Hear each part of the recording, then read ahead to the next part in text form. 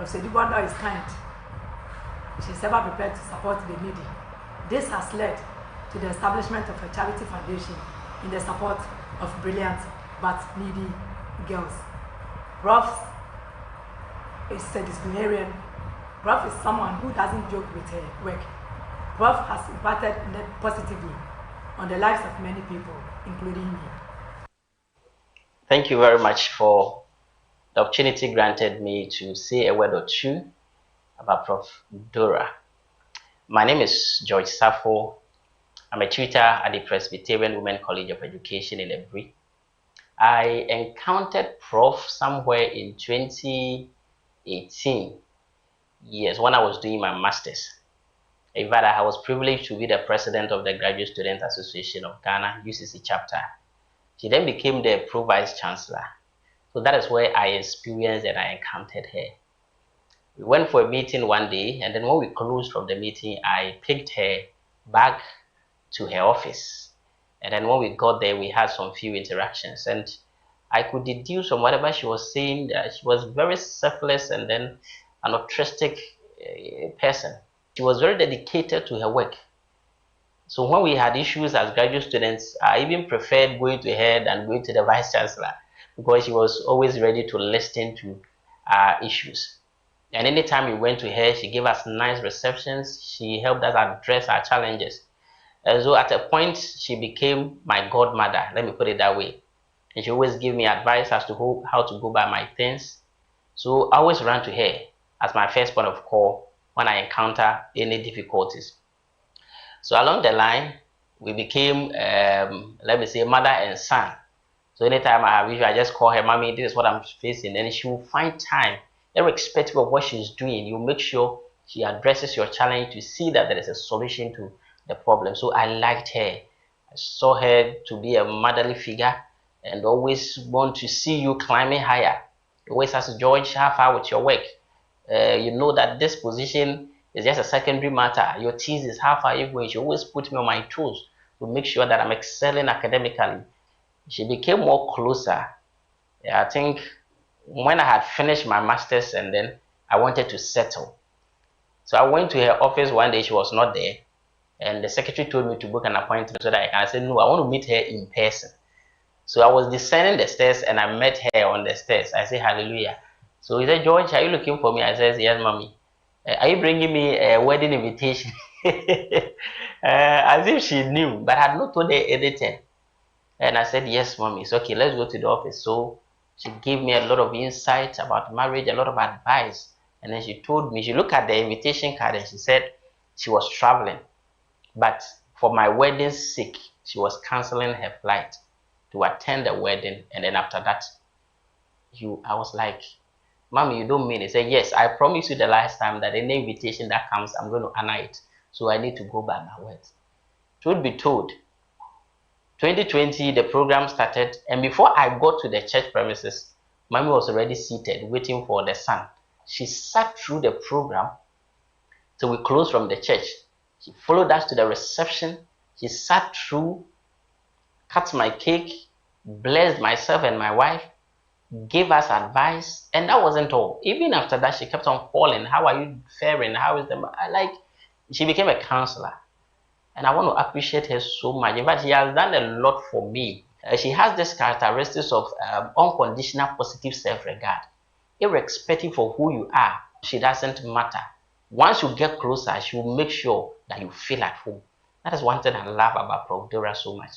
And all the students who have encountered her will share same testimony that I'm sharing today. Mommy, you want to say God bless you so much. Especially me and my family. You have been a blessing unto me. It's a promise I'm making to you today that my next daughter will be named after you, just because of all that you've done for us. We appreciate you so much. On this very faithful day, myself, my wife, your daughter Benedicta, and then Adam, we are saying that we are grateful unto you for whatever you have done for us. And then we say big congratulations for where you have gotten to. You serve as a role model to all of us, and we look up to you any day, any time. May God richly bless you. All we're praying for is good health, long life, so that your grandchildren will come and see the grandmother they have and they will pick after you. We say thank you and God bless you. Hello, everyone. My name is Eric MG, and I'm honored to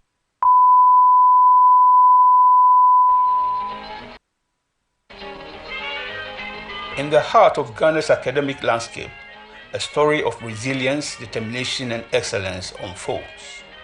This is the journey of Dora Francisca Edu-Buandoh.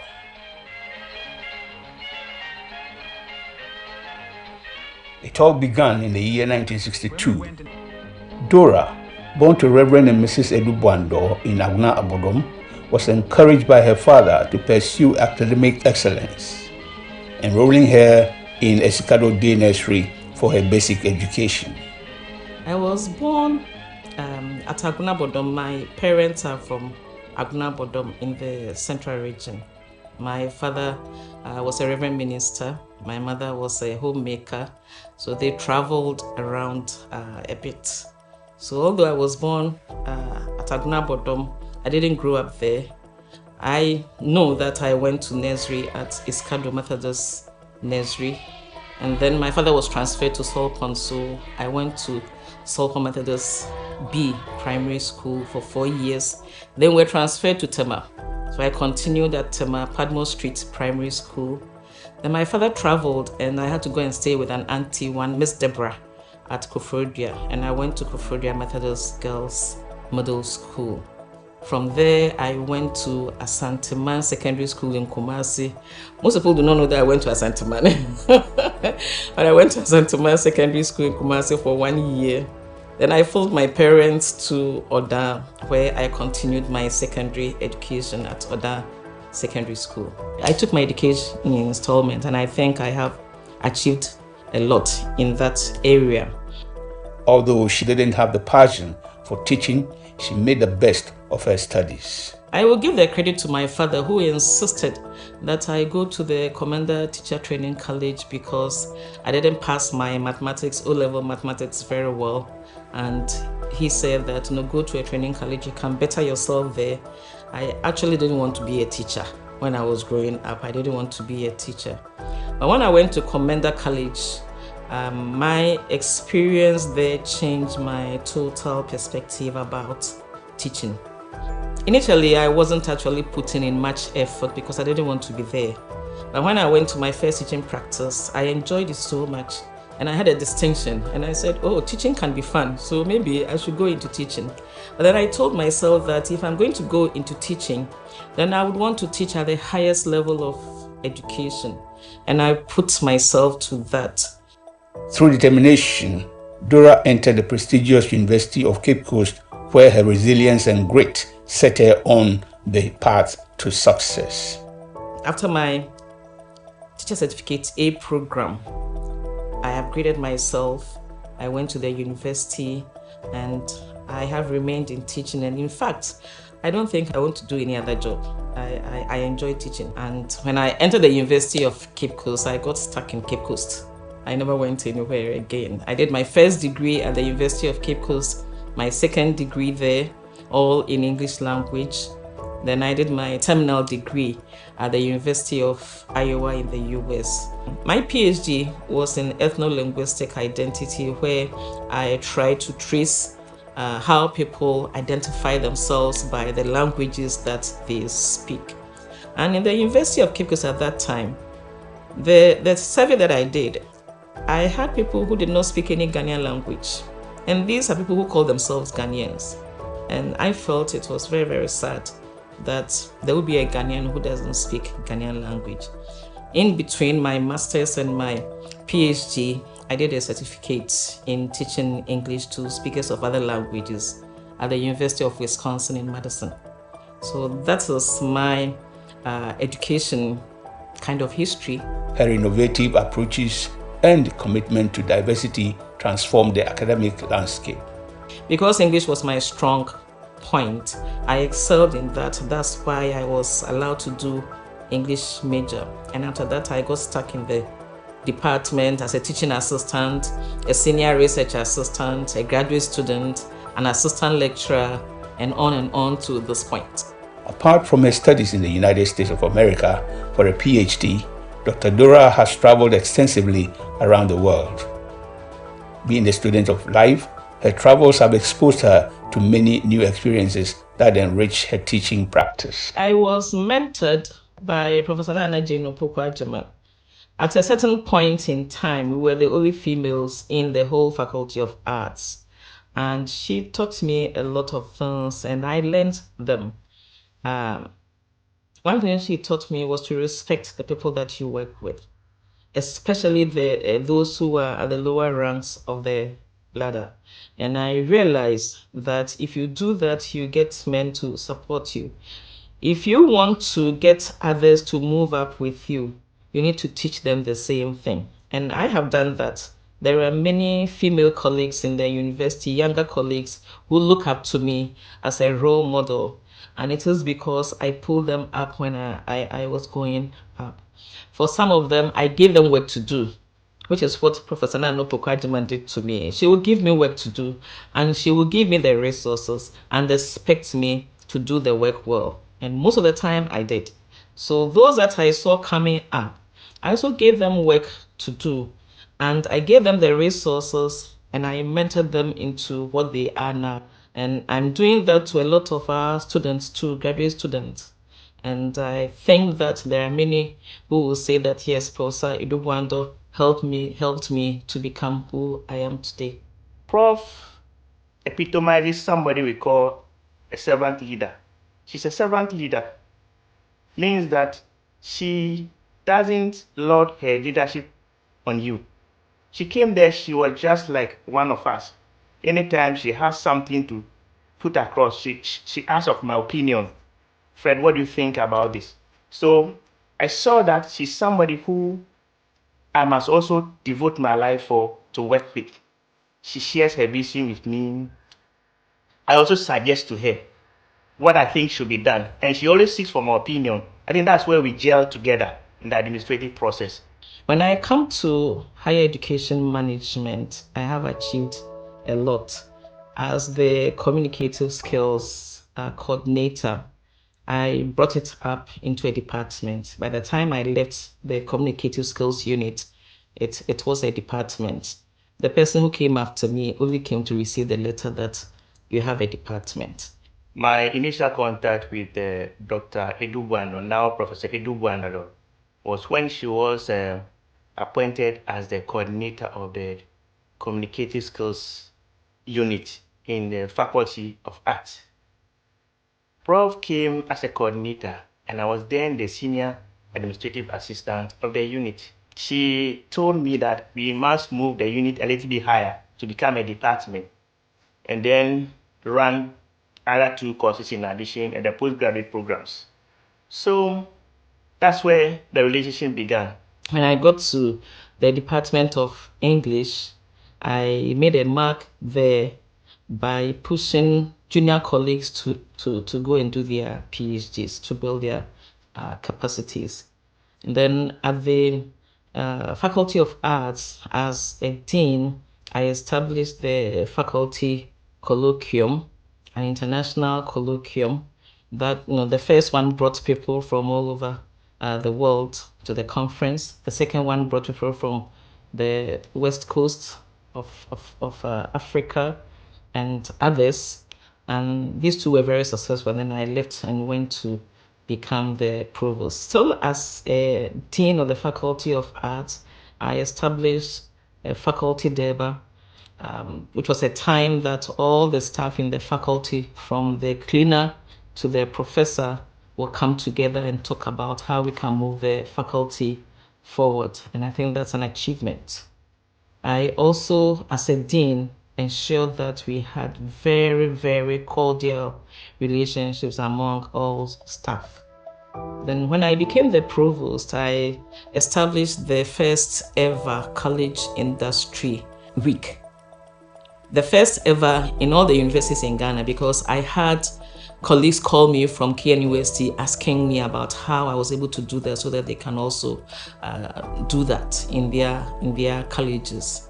And in that college industry week, We had series of programs, and we invited industry to come. We invited our alumni who were entrepreneurs or who had excelled in their own fields to come, so that our students will be motivated. As a provost, I initiated the discussions for establishing an Institute for Law and Governance, and I personally lobbied for GNPC to give us $5 million to build that institute. It is still ongoing. I'm praying that it will be completed very soon and commissioned. I also again went to GNPC and got them to give us $1 million for a research chair in oil and gas industry. So I think that these are the highlights of my achievement as a provost.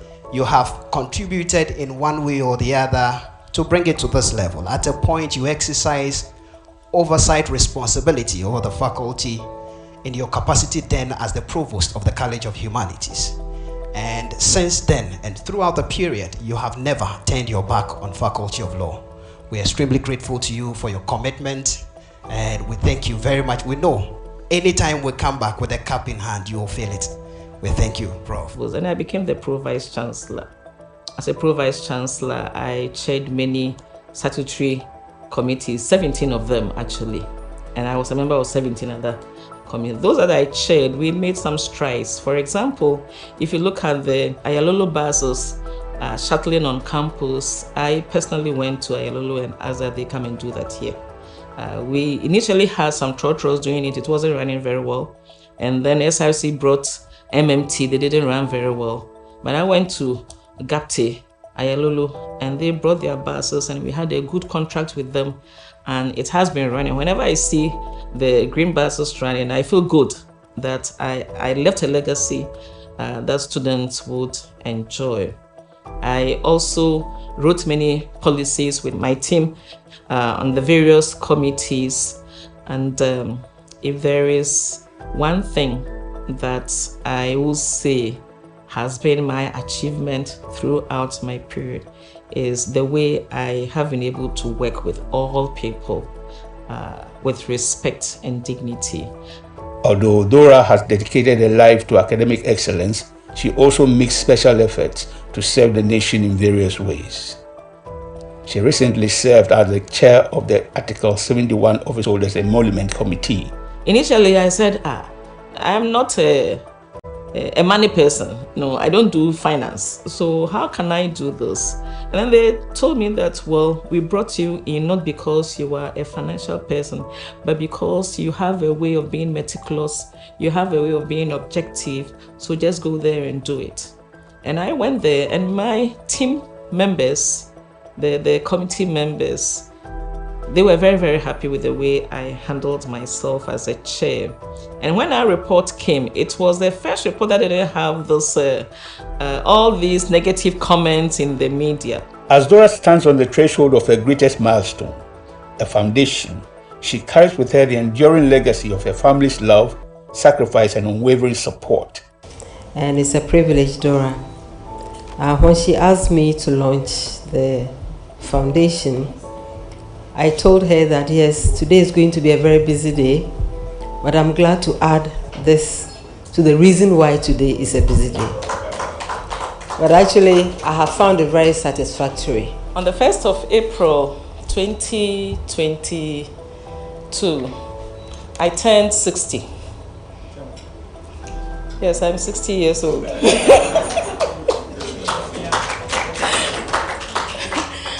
And I got a wonderful gift from my children, Dr. and Mrs. Edu-Buandoh. The gift was this foundation. They set up the foundation as my birthday gift. And I was deeply touched because I saw that it's a gift that has been given to me that will keep giving to others. And I also saw it as a great tribute to my life. For it is in the embrace of her roots that she finds the strength to soar to new heights.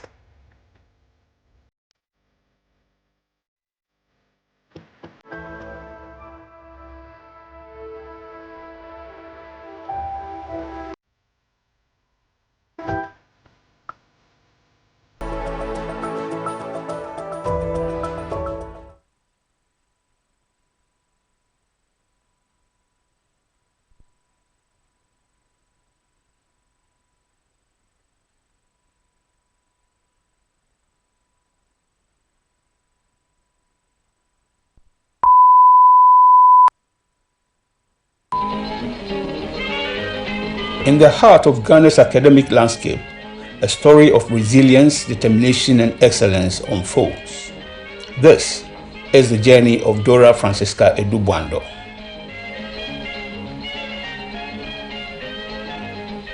It all began in the year 1962.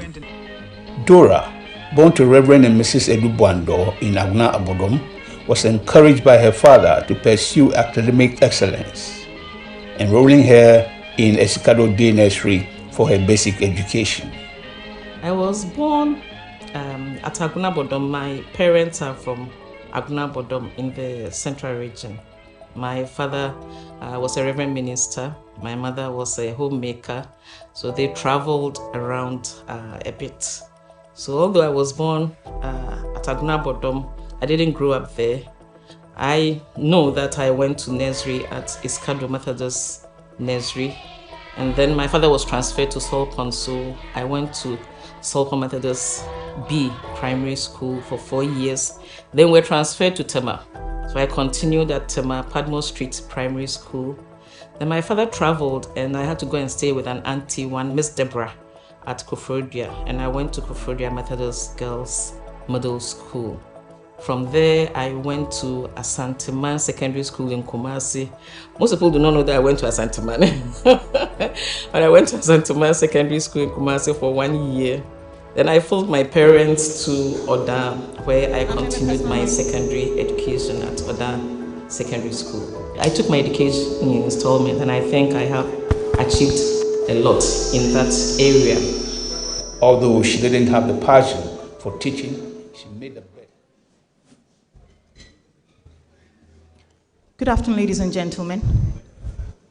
Good afternoon, ladies and gentlemen. I would kindly ask that we settle so that the Vice Chancellor's procession can be received. Let's kindly settle so that we can welcome the Vice Chancellor's procession. Thank you very much.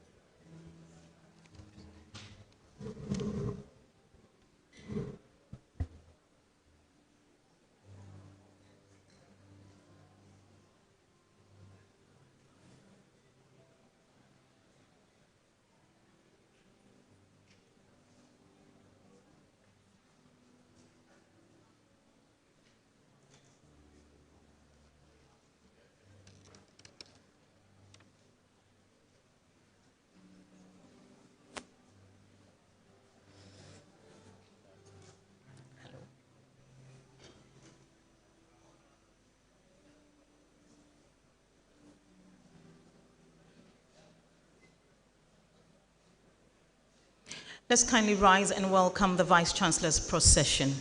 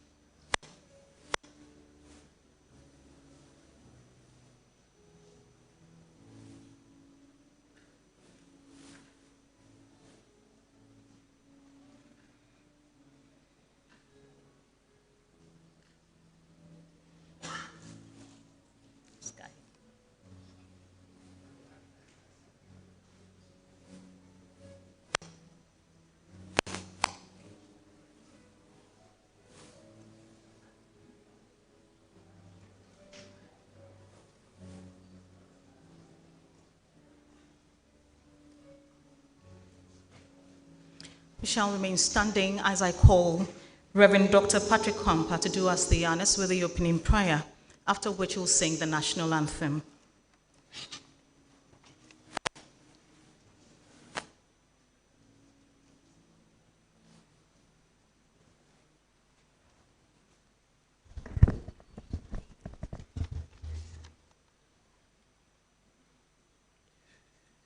Shall we pray? We begin in the name of God, the Father, of the Son, of the Holy Spirit. Almighty God, we thank you for the leadership, management, staff, students, and all stakeholders of the University of Cape Coast. And as we are gathered here today as a university and as a family to listen to our Professor Dora F. Edu-Buandoh's achievements, we commit the venue into your hands. We ask for your presence. We commit all functionaries into your hands. We ask that may you function through them. And we ask for grace, excellence, and utterance for her. Those on their way coming, may you bring them here safely. We commit the entire program into your hands, and we ask that may you make everything beautiful. We thank you for an answered prayer.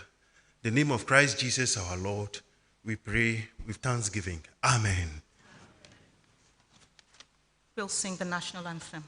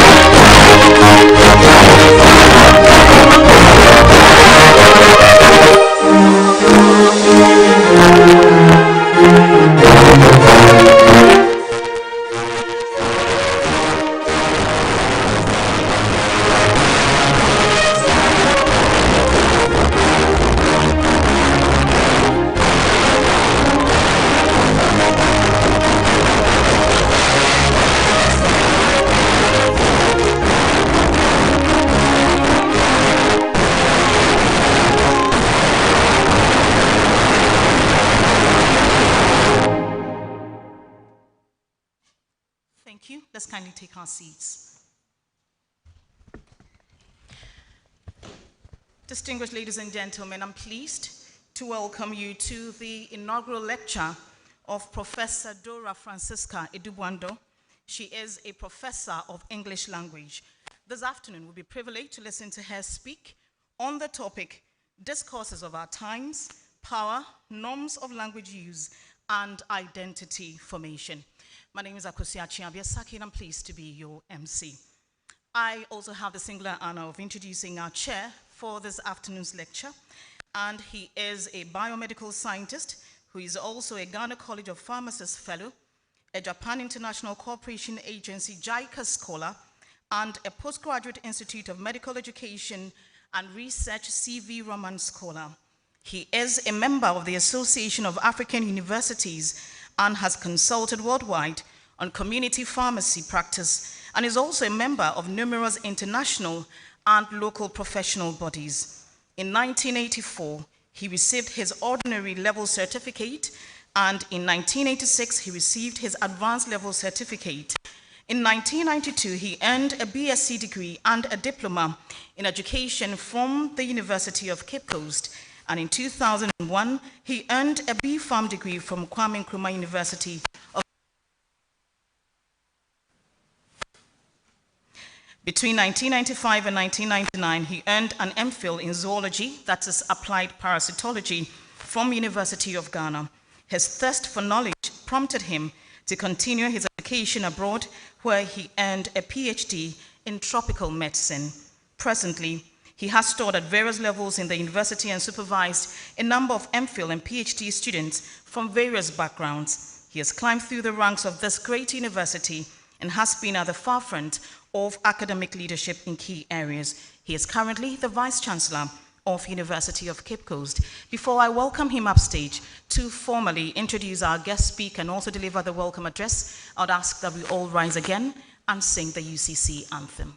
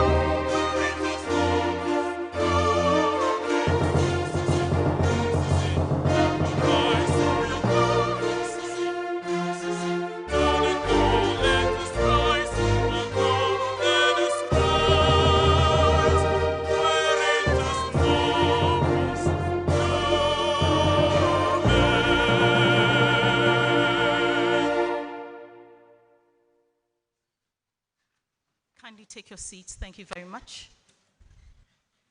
With a warm round of applause, help me welcome our chair for this afternoon's inaugural lecture, our Vice Chancellor, Professor Johnson Nyako Pwampong.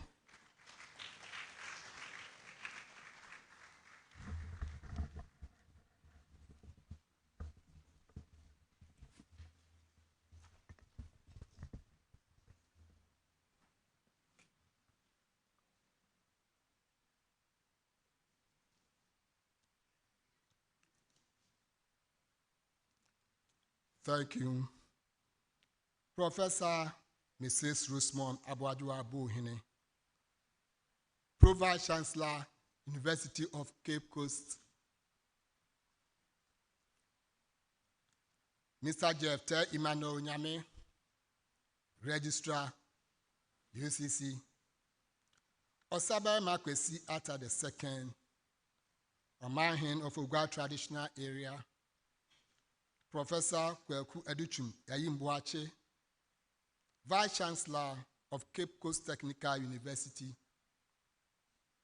Professor Eric Opoku-Mensah, Acting Vice Chancellor of University of Media, Arts and Communication, UNIMAC for short.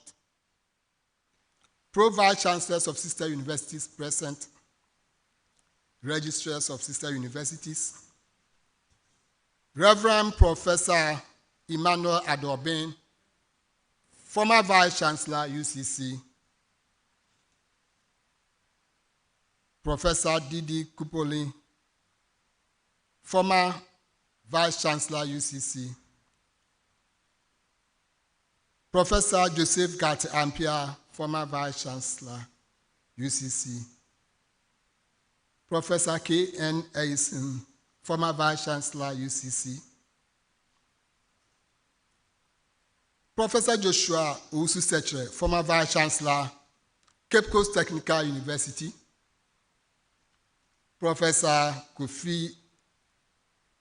David Kofi Esuman, former Vice Chancellor, Koforidua Technical University. Professor John Nelson Boa, former Pro-Vice Chancellor, UCC. Professor George K.T. Odro, former Pro-Vice Chancellor, UCC.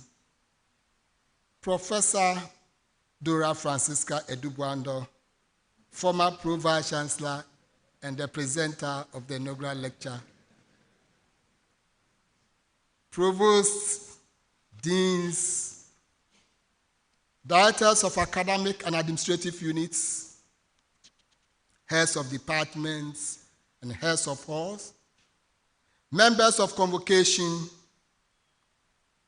University of Cape Coast alumni, students and staff, distinguished invited guests, friends in the media, ladies and gentlemen, good afternoon to you all.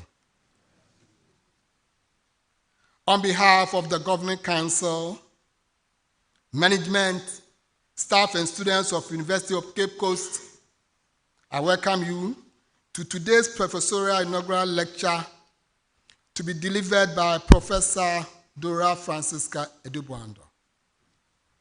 We wish to extend a healthy welcome to all special guests, families and friends of Professor Edu-Buandoh.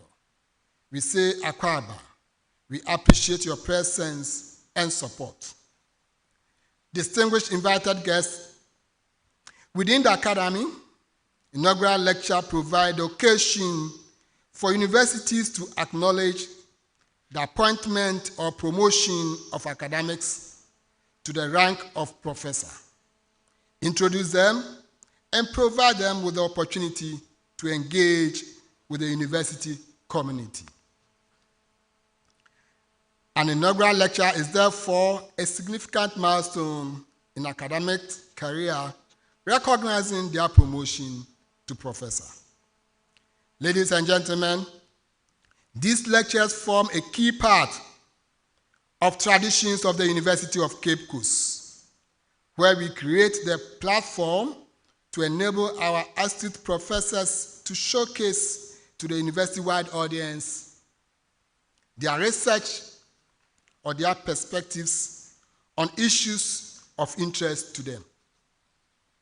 Each lecture provides an opportunity for academics to share, among others, their achievements in research, innovation, engagement, and teaching activities before an audience of members of the university community and the general public. As you already know, it is the only time an academic gets to profess what he knows or thinks without being questioned. Though Professor Edu-Buandoh was promoted to the professorial rank in 2021, it is today that she will celebrate this important personal milestone with a broad audience, including members of the public, family, friends, and colleagues, both old and new. Professor Edu-Buandoh will synthesize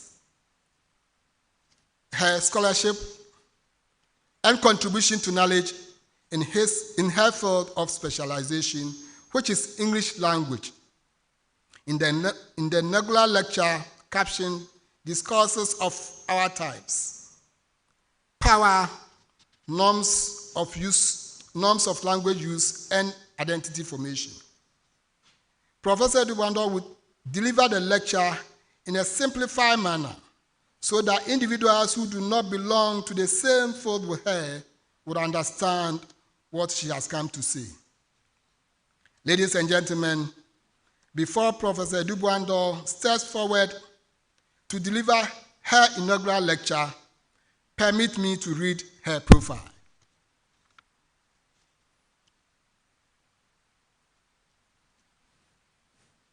Dora Francisca Edu-Buandoh is a professor of English language at the Department of English, University of Cape Coast. She is a distinguished academic with teaching and research experience in English language, a seasoned administrator in higher education management, and a humanitarian. She is a motivational speaker and a mentor to many young men and women. Her career is marked by a commitment to excellence, innovation, selflessness, and service to the nation, to the national and international community. Professor Edu-Buandoh is known for her strong interpersonal skills, drive for quality, and strategic leadership. Her initiative-taking approach to innovation has resulted in significant contributions to the organization she has served. Education. Professor Dora Edu-Buandoh attended the then Commander Training College, now Commander College of Education, where she obtained Teacher's Certificate A in 1986. In 1993, she earned a Bachelor of Arts degree and a diploma in education at the University of Cape Coast, and a certificate in teaching English to speakers of other languages from the University of Wisconsin, USA, in 1997. These qualifications laid the foundation for her successful career in teaching and academic research.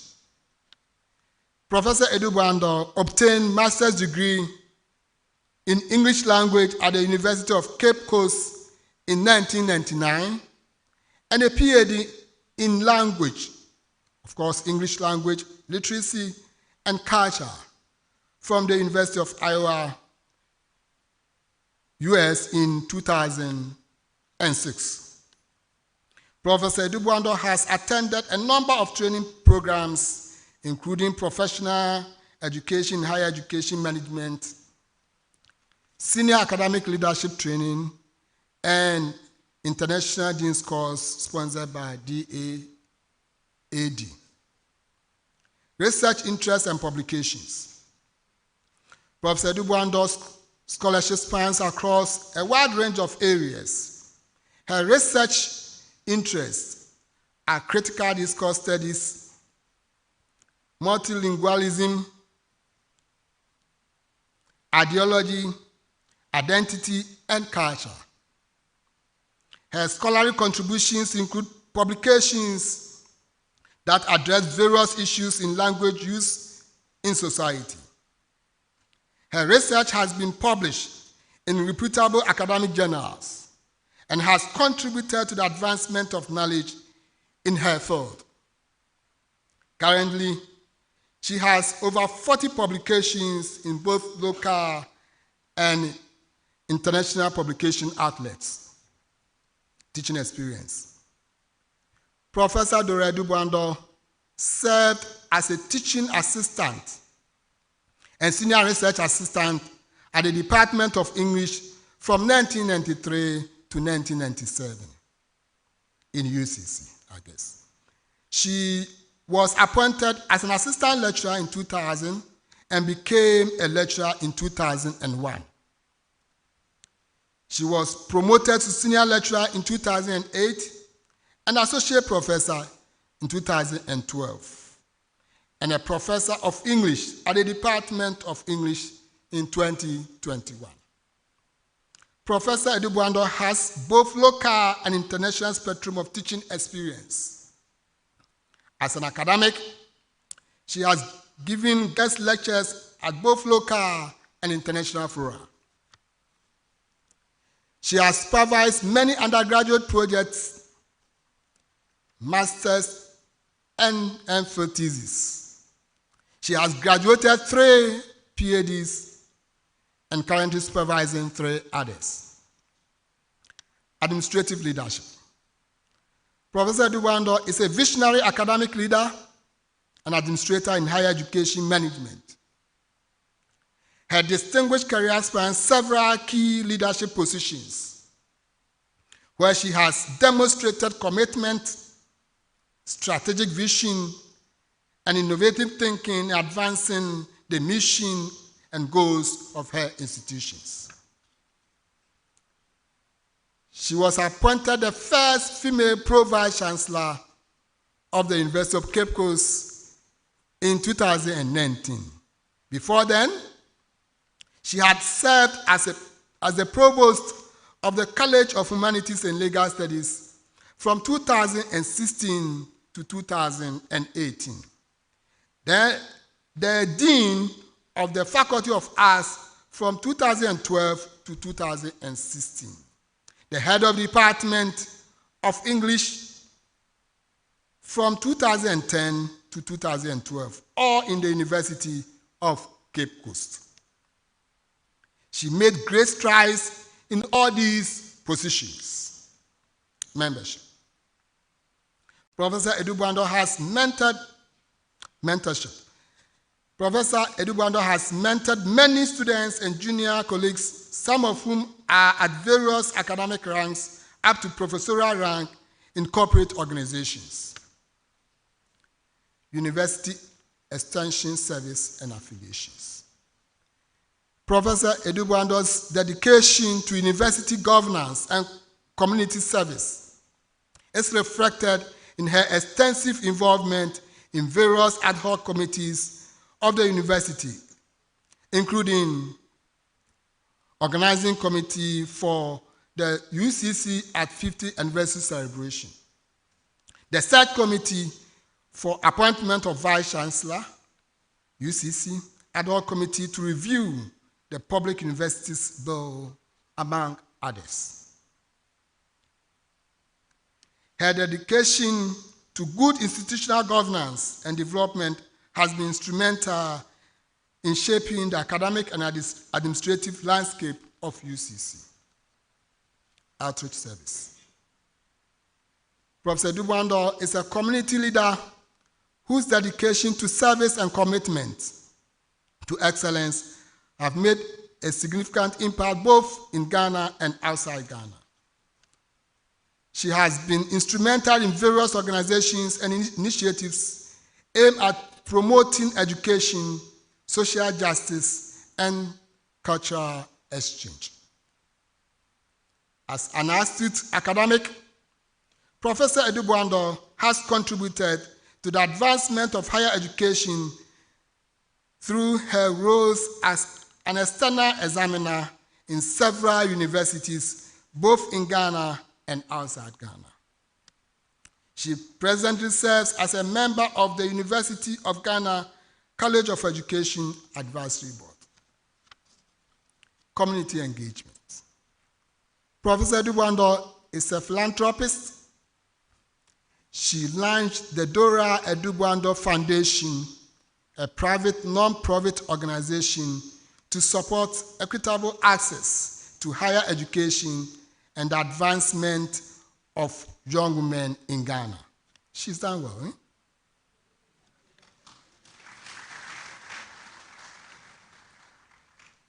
Ladies and gentlemen, Professor Edu-Buandoh is deeply committed to spiritual enrichment. She is a trustee and a lay chairperson of the Evangelical Methodist Church of Christ, Ghana, a patroness of the Boys Brigade, Boys Brigade Ghana, among others. She has always supported the growth of the young adult during her career. Fundraising. Professor Edu-Buandoh is not only a distinguished academic and a philanthropist, but a resourceful fundraiser who has attracted many significant financial support for various academic activities at UCC. For example, the 5 million fund from the Ghana National Petroleum Corporation to construct the Institute for Law and Governance. Awards and membership.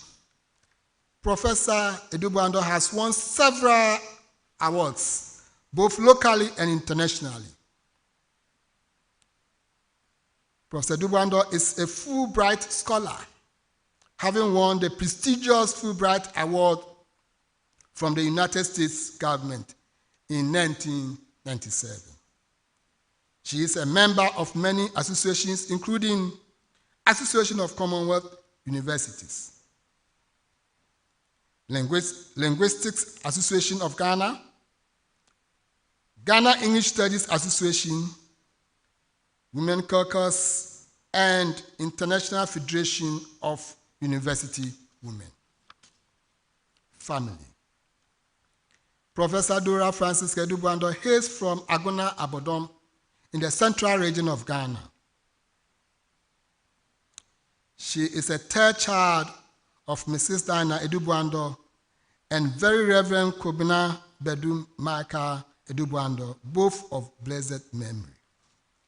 She is blessed with a son, Dr. Fifi Edu-Alfo, and has 3 lovely grandchildren.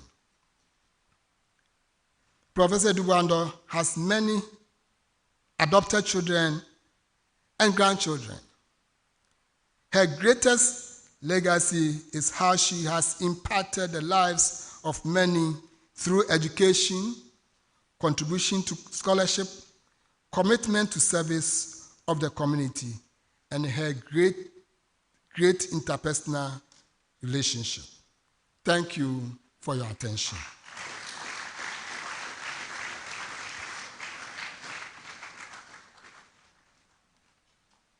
Thank you very much, Professor Chair. To herald the inaugural lecture by Professor Edu-Buandoh, I would invite the Royalty Music Group to give us a musical interlude.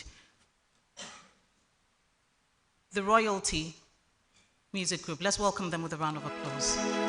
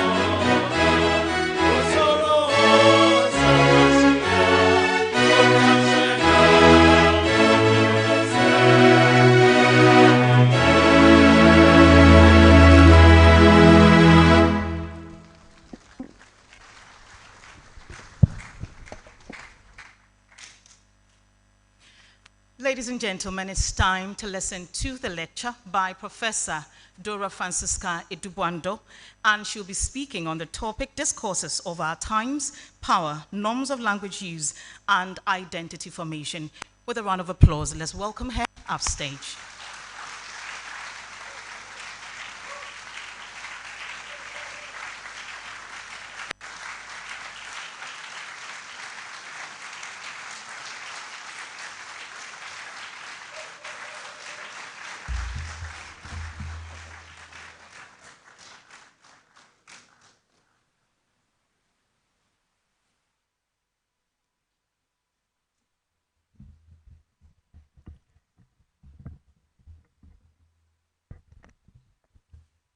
Vice Chancellor, Pro-Vice Chancellor, Registrar, Omahene of Ogwa Traditional Area, Nananum, former Vice Chancellors, and Vice Chancellors of sister universities, Emeriti Professors Ayson and Gajipo, College of Professors, distinguished invited guests, my family, friends, and my students, colleagues, good afternoon. I thank you all for making time to honor me with your presence. I know that the ultimate for every academic is to get to this point, which is a pinnacle in his or her career. The discourse of becoming a professor is shrouded in uncertainties, in anxieties and long waiting periods. But that is what every academic wants to be. Sometimes you have to wait so long that you think it's not going to come. But then when you start getting congratulatory messages from unofficial members of Appointment and Promotions Board, then you know that you have arrived. For me, the long wait of 2 years gave me hope. And I pray that those who are still waiting will also get the chance to be up here to be celebrated. I thank all of you for coming to celebrate me.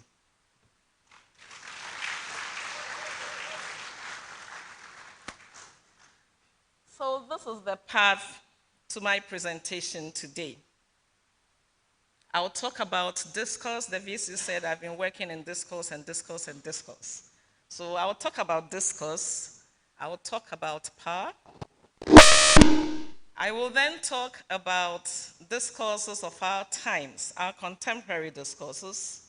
Then I'll talk about the norms in language use, then identity formation, after which I will talk briefly about other contributions I have made to society.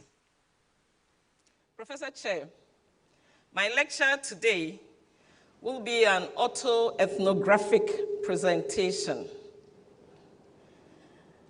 An autoethnographic presentation brings the presenter's lived experiences, beliefs, and reflections on her lived experiences to the analysis and understanding of a social phenomenon.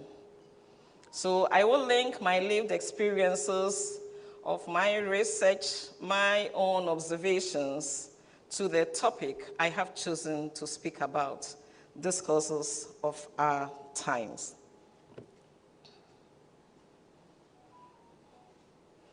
So how did I get here?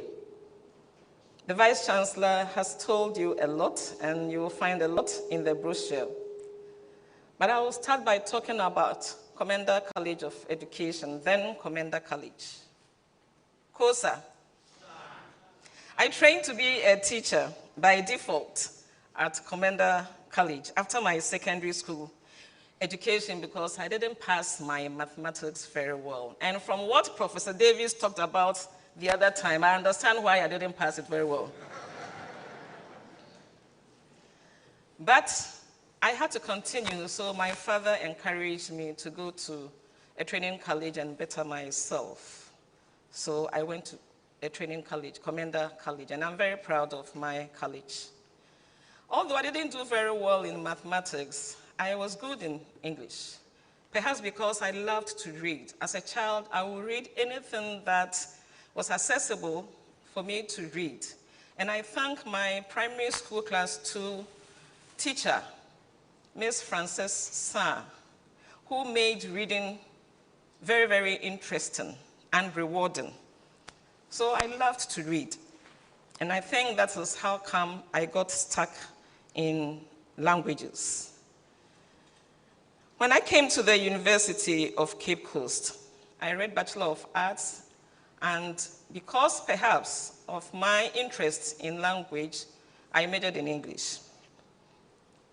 Although I did my project work in literature, and I was fortunate to have Professor Nana Jane Opoku-Agyeman supervise my project work on Buchi Emecheta's The Joys of Motherhood. It was the first work that was done with that author in the department, and it was supervised by Professor Nana Jane Opoku-Agyeman. She couldn't be here today, but I'm very, very thankful to her.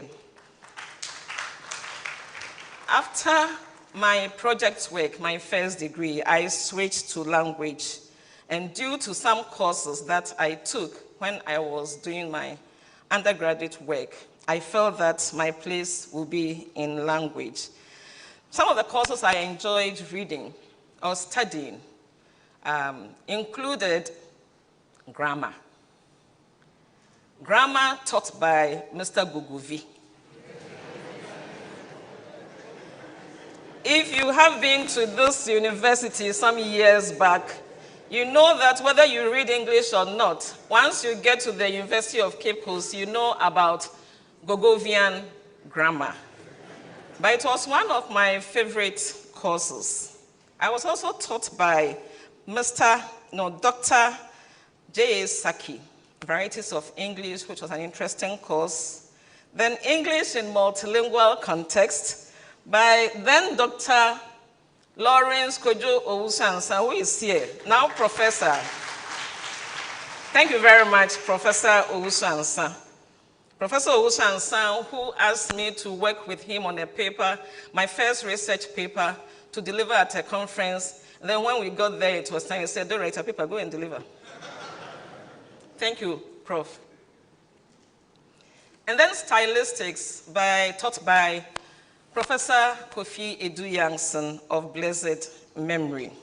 These were courses that stuck in my mind, and perhaps that's why I switched to language. My life in discourse, or discourse studies, started with a course I took with Professor Lawrence Owusu-Ansah, discourse analysis, during my MPhil program. And during my MPhil program, I had only 2 mates, Professor J.B.A. Afo, Professor Afo, and then Professor Yao Sechibeidu. I don't know if he's here yet, or he's up there. There were just 3 of us. And I'm sure they did something good on us because we are all professors. When I took that course, discourse analysis, I never looked back because it was so interesting to me. During my PhD program at the University of Iowa, I was introduced to ethnolinguistics, identity studies, language and power, championed by my supervisor, Professor Heriberto Godina. So if I say that it is not what you achieve, it's what you overcome, that's what defines you, defines your career, taking a cue from Tvucc, or when I say that I want to look back on my career and be proud of the work and be proud that I tried everything. This is how I started. I told you about Professor Kofi Edu-Yankson. In his stylistics class, one of the things he used to say to us, looking at our confused faces, was that, don't worry, you don't understand, but you will pass your exams. And then when you finish, you would then understand. And how true that was. There were many things I didn't understand then. But when I finished my undergraduate work, I understood some of them. I found that, in fact, language is more interesting when you examine the discourses around you. So I started taking interest in how people used language. I analyzed people's comments.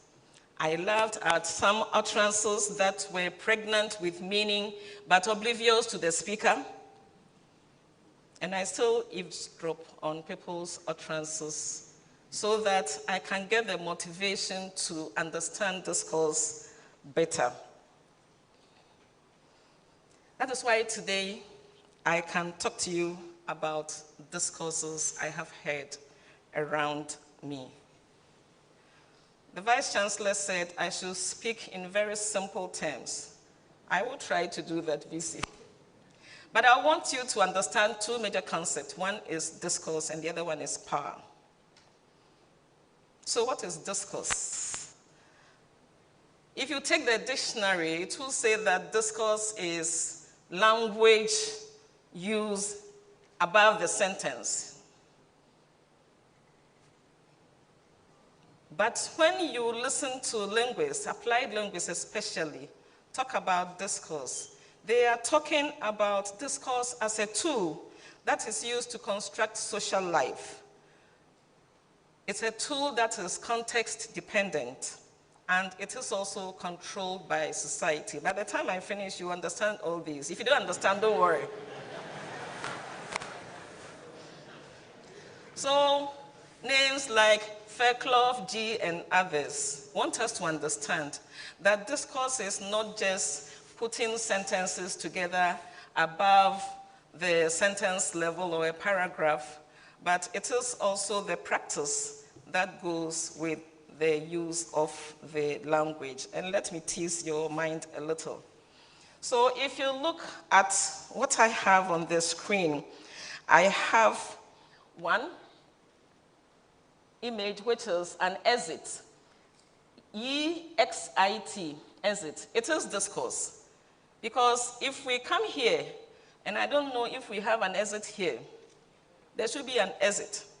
If you go into any room and you find exit, spelled E-X-I-T, you know that if you want to leave, this is where you pass. If you find this other image, which is an arrow looking to the left with somebody looking like a man running, you cannot say that they are having an Olympic Games, because it is still, the context will tell you that this is also an exit, but this one is an emergency exit. Then if you come to the third image, where you have a young child sitting under a tree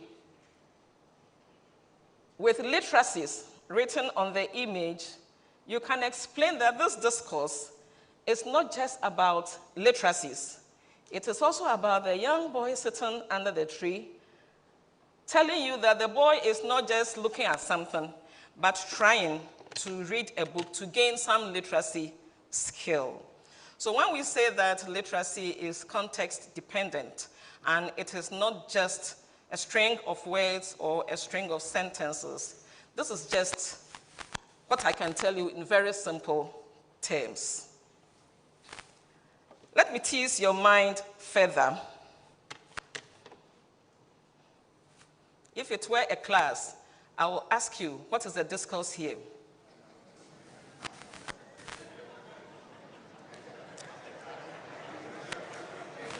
You have a butterfly, and then you have a word. I'll first talk about the butterfly. In our current political context, and remember I said discourse is about context. In our current political context, butterfly does not designate only a beautiful insect. The discourse around this image has moved from an insect to include resistance, defiance, and a call for socio-political change. So it is not just a butterfly. Now, if you go to somebody's house and the person has a picture of a butterfly, I'm sure the first question you ask is, do you belong to the Afafanto group?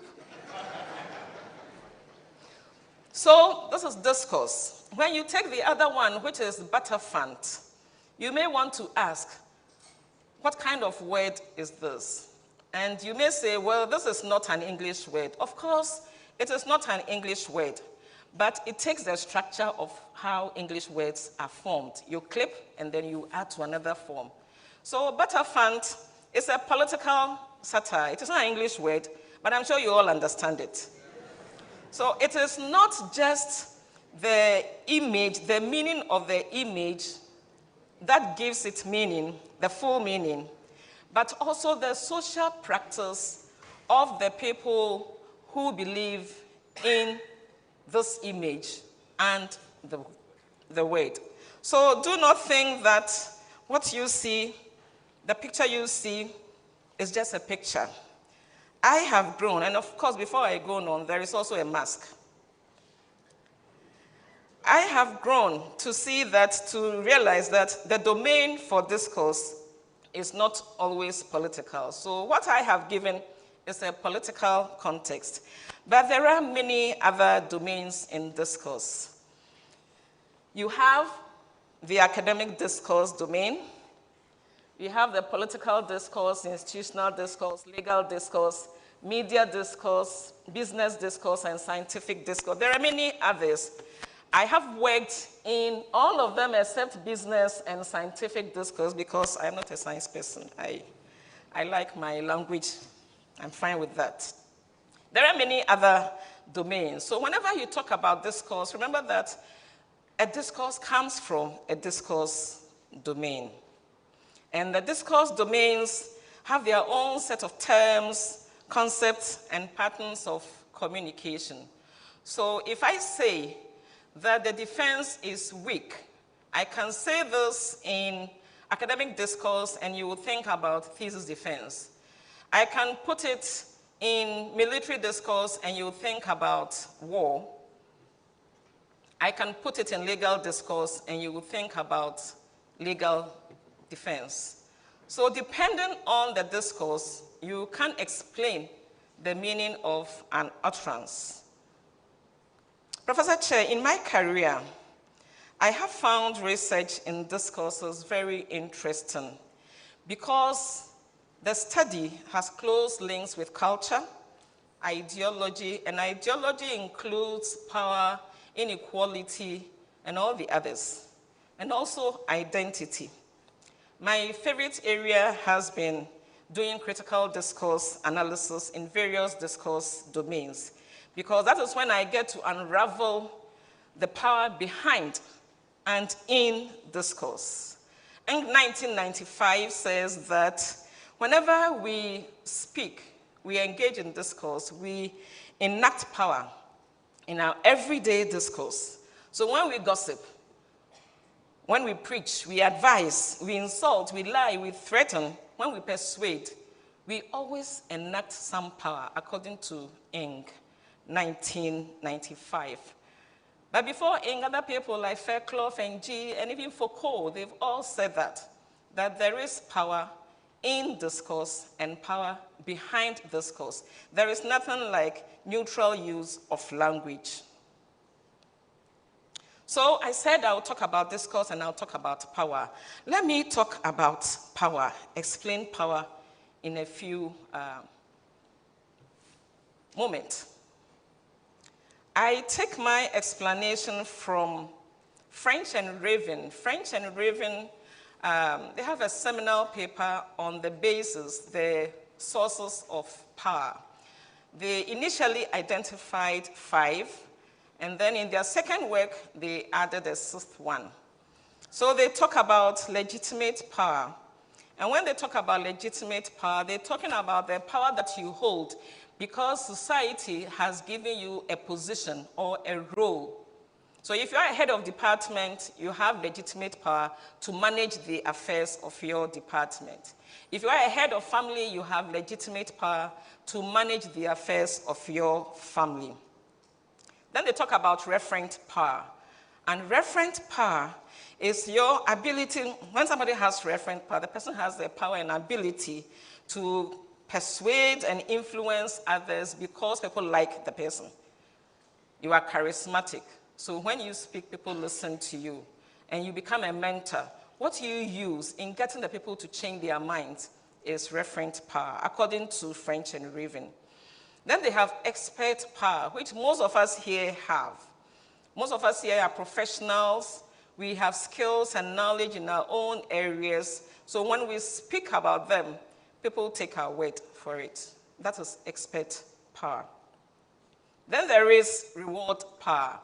Reward power means that the individual or the institution has the power to give rewards for values, for things that has been done, to give values for things that have been done. So for example, during congregations, the university, represented by the chancellor, can say, by the power in me vested, that power is reward power. And when you have the power to assess somebody and say, well done, congratulations, that is also reward power, according to French and Raven. Then there is informational power. Informational power is explained that when you have confidential information, you have power because you are the only one who has it. When you release it, you know that power is gone. Then the last one that they talk about is coercive power.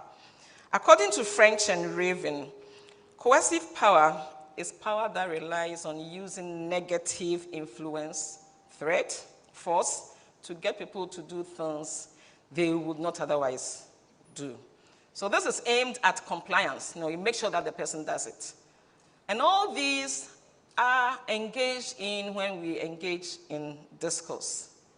So, Prof. Chair, of these power bases, I am very interested in legitimate power and coercive power. We should note in our lecture today that it is not everybody who has power. Some people have power because they have been to school to a certain level and so they have expert power. Some people have power because they have wealth and they become people with referent power. People look up to them. But it is not everybody who has power. And I recommend French and Raven to all people who hold legitimate power. And as they say in social media discourse, read it and thank me later. So power holders from the power bases reflect, reinforce, and reproduce power through discourse. So, Prof. Chair, with the concept of discourse and power explained, let us talk about discourses of our times and how power, norms of language use are displayed to form identities. In my career, I have been researching in power in institutional discourse. I have done some studies in discourse and identity, among many others. So the discourses of our times, I have observed through my research and through listening to people. I told you that I use rope. Through the many ways that people speak around me, that discourses of our times show inordinate power, disrespect for others, a sense of entitlement, manipulation and outright disinformation and misinformation, and control. Prof. Chair, in the national discourse of our times, power in language has been closely linked to insults, manipulation, and control, expressed mainly in political, religious, institutional, and media domains. The dangerous part, Professor Chair, is a discourse that controls the mind. Because if you want to control the actions of somebody, you first need to control the mind of that person so that they can act to your wishes. Because minds are largely controlled by discourse, the symbolic elite, and that is those of us who are here, those of us who speak and people listen, those of us who speak and it is captured in the media, most of us here, we hold legitimate power to control the mind of the public. When you speak, people listen. because you have legitimate power as part of the symbolic elite. Right now, election is coming in December, and the discourse of control of minds, of manipulation, of misinformation, of insults, and of sheer disrespect has already started. So what will be our discourse? Prof, I have been researching institutional discourse since 2003 to find out how institutions balance power in and behind discourse, and I will share this with you. In 2013, I did a study with a colleague of mine, Dr. Gwen Laro, and I think he's here, on power and domination in an educational institution.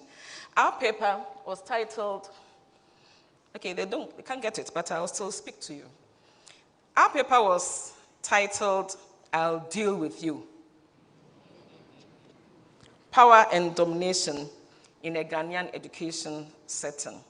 The data we collected was from a student leader management staff meeting. What was the issue? The student leaders had been prefects of that institution for 1 year, and they were looking forward to leaving. I am very sure they didn't enjoy their time with the management, so they were eager to leave, to hand over to the next group. But then the management said, no, we won't let you go.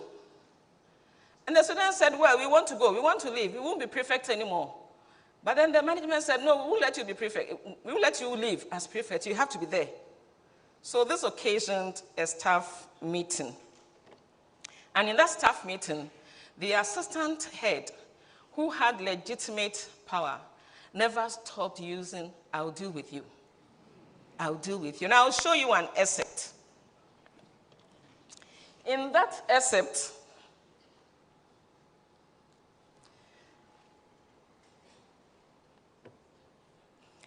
excerpt, he said, let me remind you, we don't, and I will speak for myself for now, because I am the chair, and I am in charge of the situation, and I will steer the affairs of the institution until I have a better condition.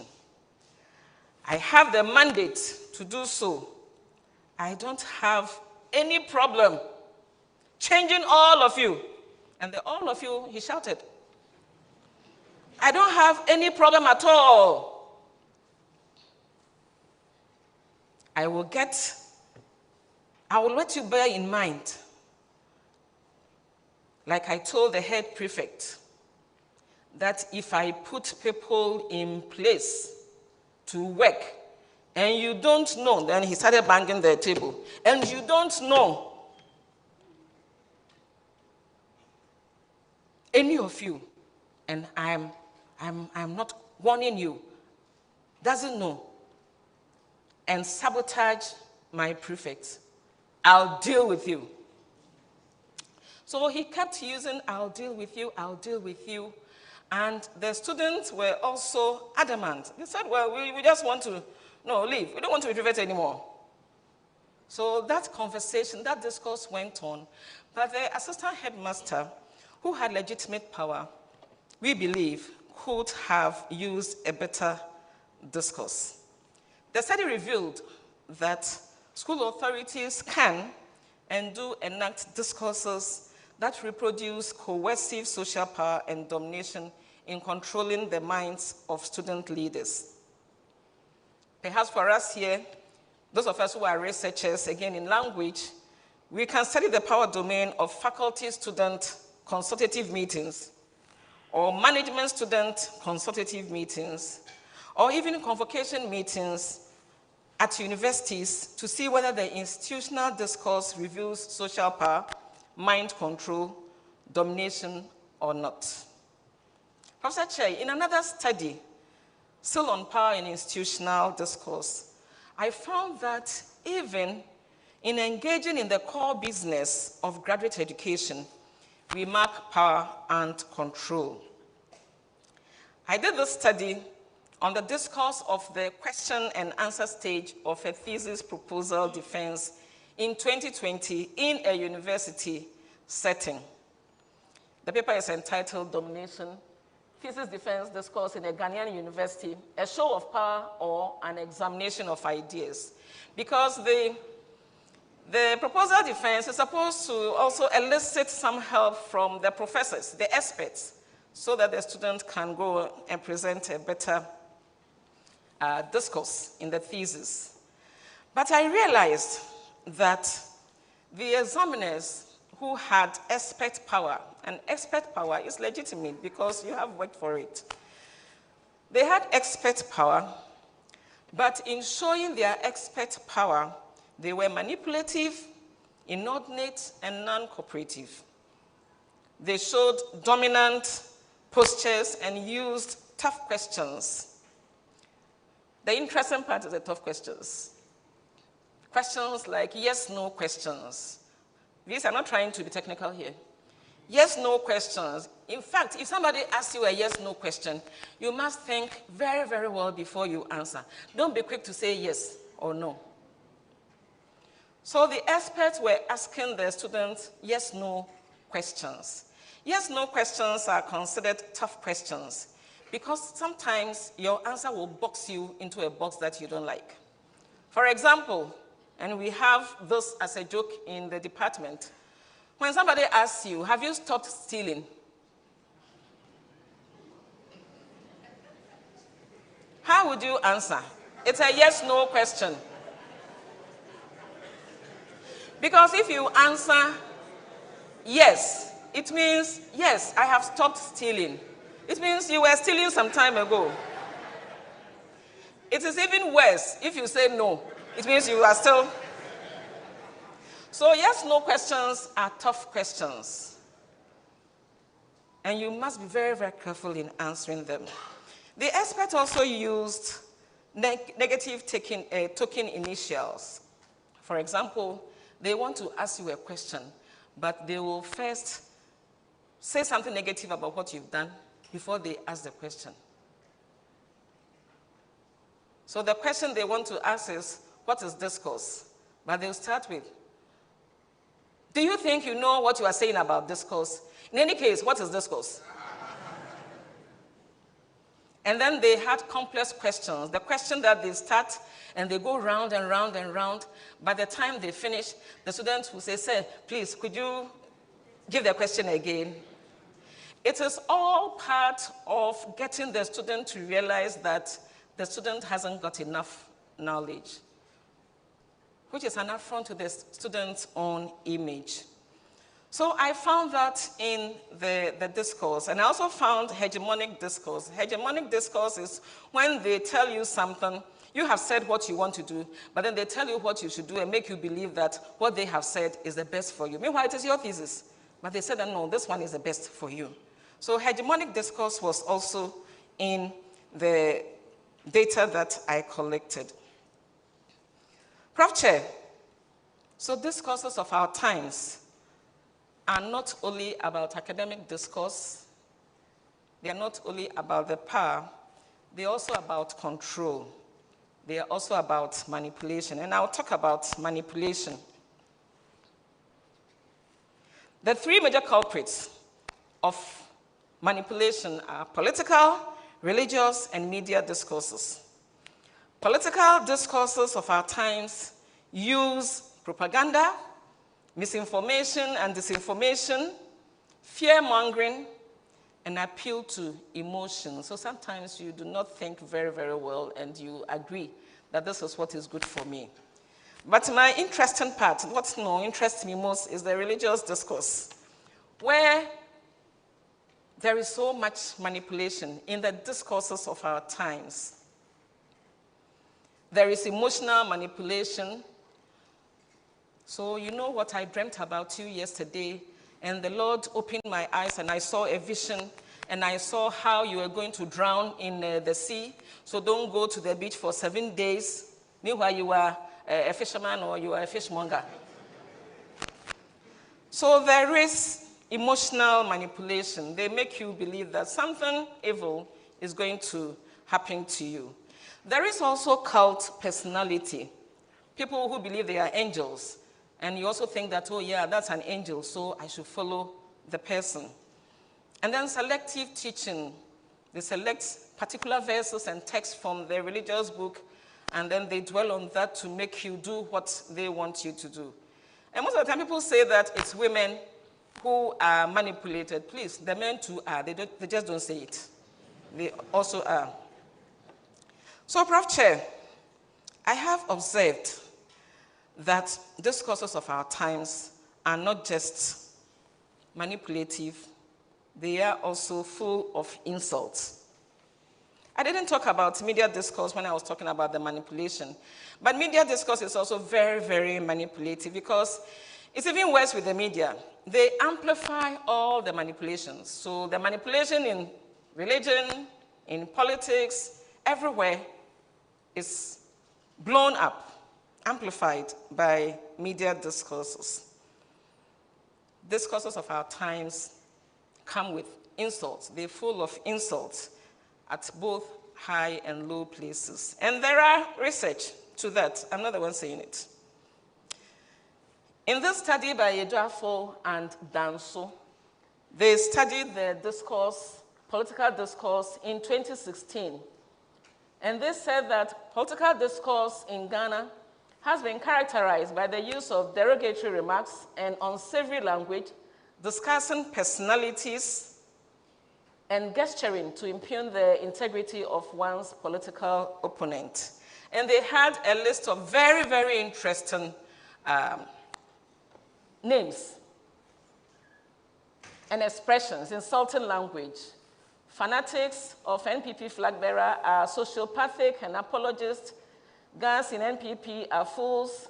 Fanatics are concert people and foolish for not voting for their own. Greedy bastard, we all know Atamo Treman, sexy old fool and all that. But, Prof. Chair, that was in 2016. What about now? I will say, perhaps it has even been worsened, because now we have social media to send our insults widely and in split seconds. We should know that insults are manipulative, they are tools for control, and they dominate and have psychological impact on individuals. ASHAD 2013 said that insults are wounding words. And insults do not mean, they are just not language to mean. They also do, and that doing often relates to power. Remember earlier on I spoke to you about discourse as social practice. So when we say that insults do, it means it is a practice. It is something that you do not just say, but you also act it. In the discourses of our times, the media as a fourth estate ideologically controls our social concepts of ourselves over our perception about cultural values and make us believe that we are doing ourselves some good by following them and then following their leads. But we know that the insults we have in the media are also given by people like us who are not media people. Researchers such as Amwakohene, Anderson, and Oparihineku 2021, our own Amofori 2018, who has worked extensively on insults in the political domain, Fojo 2016 and Ajekun 2004, they have all decried the indecent language used on our political discourse landscape. But Prof, I believe we engage in most discourses the way we do, because either we do not know the norms of language use or we have lost it as a people.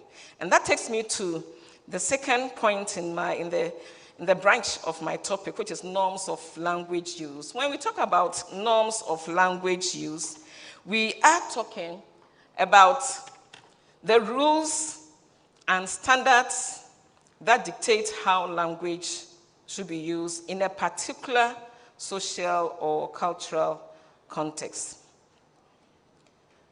Norms can be considered at the universal level, where you talk about norms for all languages. So there are some particular things that every language has. For example, politeness, whether you speak Twi, Ga, Fante, English, French, there are politeness strategies. And if you look at Grice's maxims on how to engage in conversations, whether you speak Twi, Fante, or Ga, you know that when you are in a conversation, you should not impose yourself. You should say just what you have to say. Don't say more than what you have to say. You must be polite. These are universals. They are in all languages. But there is also the norms at the historical level, which is peculiar to a language. For example, English. So if you are using English, you should be aware of the norms of using English language. And then there is the individual level, where discourse traditions like your knowledge of the culture would guide you to use language in the discourse. Let's see how you will look at this language. Remember, I said that politeness is universal. The discourse here, the first one is a sign that says no parking in driveway. The second one is a sign that says, think before you park. Be considerate to our neighbors. You could endanger a child's life. If I am analyzing this, I will say that the person who authored this wanted to convey the information, think before you park. The rest is just additions, because this is the one that is bold, think before you park. And then you have the third one, which is, please respect our neighbors and park considerately. I will leave you to determine which one is more polite and which is less polite. Although politeness is normally not obligatory, it is generally considered to be a universal good behavior, and children are taught to be polite in the process of socialization. This is from Leach 2014. We can all look at the images here and identify which discourse is less polite.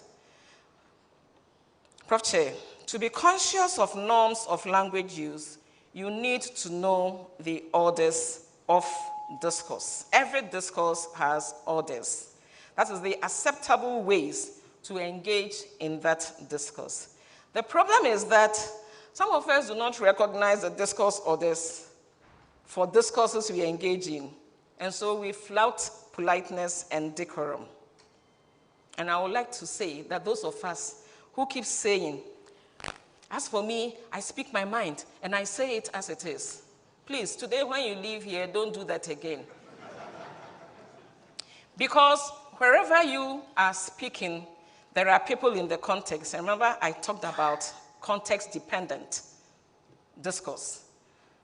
Remember, I also said that discourse is socially prescribed. So if you say, as for me, I speak my mind, I say it as it is, it means you are not a proficient user of language. Prof. Chair, in trying to find out how parliamentarians adhere to the norms of language use, I did a study with a colleague, Professor Safo Kantanka, in 2020. In our study, we tried to provide a typology of unparliamentary language in the Parliament of Ghana. We examined how parliamentarians flout the norms of language use in Parliament. We used 4.5 million word corpus of Ghanaian parliamentary Hansards covering a period of 13 years from 2005 to 2018. And we were able to cite about 73 unsavory comments, tags, and labels that were used in our parliament. Our findings included that the use of unparliamentary language bordered on impoliteness because the language used questioned the integrity and credibility of MPs affected. It imputed intellectual weakness in their person, and we also found untruth, deception, and criminality in their personalities. Karl Popper, Holmes, Mara, and Schnorr say that when you behave like this, you are being impolite.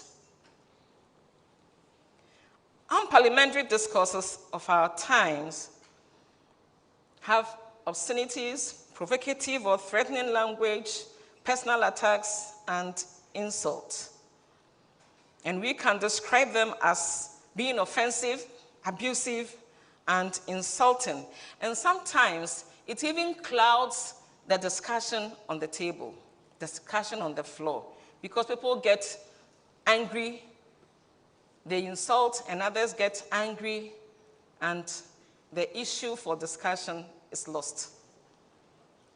Our parliament has become such that the unparliamentary discourse in the discourse of our times have gone so bad that the speaker himself had to use unparliamentary language to caution the use of unparliamentary discourse by referring to the parliamentarians as if they are in the market or chobar. That is unparliamentary discourse in itself. But the speaker had to use unparliamentary discourse to caution unparliamentary discourse. Prof, if you know the norms of language use, you will not engage in discourse that will demand that you come back later to say, oh, it was just a joke. If it's a joke, we should all see that it's a joke. Or to say that, oh, I didn't mean to say that. It is just what you meant. So next time when somebody tells you that, oh, I don't mean to insult you, that's exactly what the person wanted to do. Prof Chair, the norms of respect, courtesy, and others I wouldn't have time to cover in this lecture are crucial for proficient engagement in discourse and also for our collective national identity, because our personal and collective national identities are linked to the way we use language. So I go to the fourth strand of my topic, which is identity. Prof, I've come to the third strand actually. I've come to the concept of identity. So what is identity?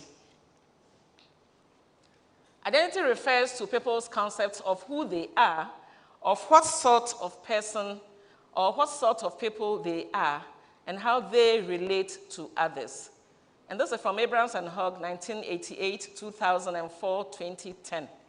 It is not just who you are, but it's how you relate to others. So my question is, what or who are we as Ghanaians by our language use? I have worked in ethno-linguistic identity for some time because that was what my PhD work focused on. Ethno-linguistic identity is about how we use language to present who we are. In a paper I did with Owewie, we realized that Ghanaians have negative perceptions, attitudes to our own languages. Recently, I heard that in Parliament they're going to use Ghanaian languages, but I didn't hear the modality for it. So I guess it's just like other things we say. And it looks like we are heading towards an ethno-linguistic identity crisis, because most of our youth in the younger generations do not speak any Ghanaian language. When I did my study, I met people who are students of this university, and they didn't speak even one Ghanaian language, and they're Ghanaians. I also did a paper entitled Speak English. I did this paper with a colleague, Gloria Ochri, and what we did was we went around some basic schools, public basic schools, to find out whether students had linguistic freedom to choose the language to use when they are in school, in classroom, out of class. And we realized that school has a way of making you speak English, which is what I teach anyway. School has a way of making you speak English and to ignore your own language, because we saw that some of the walls had "Speak English" boldly written on the walls. "Do not speak vernacular" boldly written on the walls. Perhaps that is why we have an ethno-linguistic identity crisis looming, because school has a way of making you believe that English should be considered more prestigious than our indigenous languages. This is my part of multi-linguistics, and I research in that area. But today, I want us to talk about a different identity formation. The process of identity formation is bringing not just who you are, but your values and beliefs and all that. That makes you, you. That makes Ghanaians, Ghanaians. National identities are forms of social identities that are constructed, reproduced, transformed, distracted through language and other semiotic means. So whenever we use language as a people, we are constructing our national identity. So if our national discourse is full of insults, that is how we want to present ourselves. I said today I'm not talking about ethno-linguistic identity, but the identity I would like to talk about is the identity that we all know or we do not know, the formation of othering. Othering. Self and other. Us and them. So the concept of othering, which is also an identity formation, is in our discourses, the discourses of our times. And it is actually the greatest issue with the construction of identities. Self, us, versus them, other. According to Van Dyck, 2004, whenever we go into othering, constructing the identities of ourselves and others, we do some things if we are othering. We always try to express or emphasize information that is positive about us, and then we emphasize information that is negative about them. We suppress the information that is positive about them, and then we de-emphasize the information that is negative about us. Van Dyck's 2004 ideological square explains the goal of our othering as a people. We care just about ourselves, not the others. We are always good. The others are the bad people. And Prof. Chair, this posture affects our national identity. Our collective national identity is formed by the way we engage in discourse. So if in our discourse, we are engaged in othering formation of people's identities, then we have a problem. So what do we do? I think we need to change the discourses of our times, because the discourses of our times are worrying, indecent, manipulative, controlling, and lacks decorum. We need to work on our discourse. Those of us who have legitimate power, we should be reminded that power is transient and fragile. So we should use power wisely. We can hold legitimate power and be mindful of our discourse that we would include social practices that adhere to social norms of language use. We will have to promote an inclusive environment where everyone feels valued and respected, not where we see us and them. Those of us who have legitimate power should also leverage on the legitimate power to make a meaningful and positive impact on individuals, institutions, communities, and the society at large. I said I'm interested in coercive power. It is not the best. So if you have legitimate power, do not resort to coercive power, because coercive power is abuse. It has a way of burning bridges. And when you show coercive power, you know what it leads to? It leads to rebellion, resistance, and protest. Remember, that is also power. Illegitimate though, but it is also power. Because the powerless will use that to also show they have power. Prof. Chair, having spoken at length about the discourses of our times and the challenges they proffer, permit me to speak briefly on my other contributions to society. I have included my research, some of my research in my presentation, as I promised you from the beginning, that the presentation is autoethnographic presentation. So I have included myself in the presentation. Some of my other works are at the library, at the Sam Jonah Library, on exhibition. You can stop by and look at them. I have also taught many students who have excelled in their various fields and positions, and I'm proud to say that I have taught somebody who is now a vice chancellor.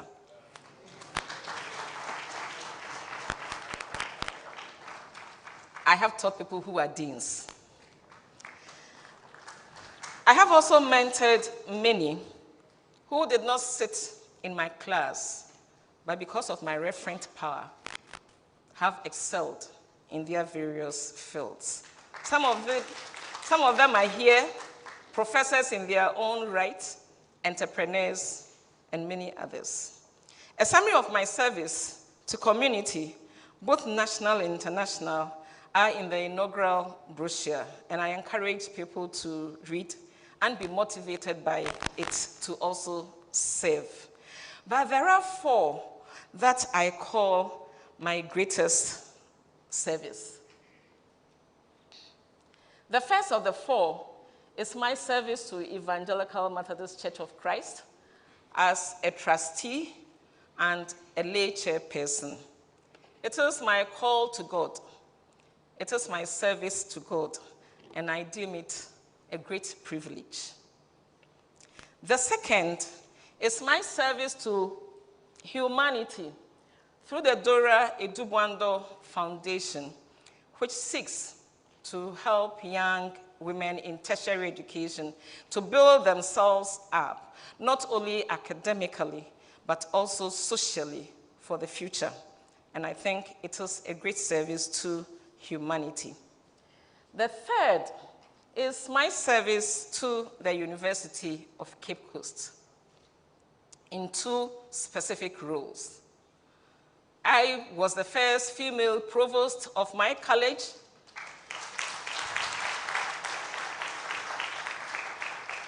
The College of Humanities and Legal Studies, and in fact, I have been the only female provost. There hasn't been any. I'm waiting for the rest. And then to become the first female pro-vice chancellor of the university.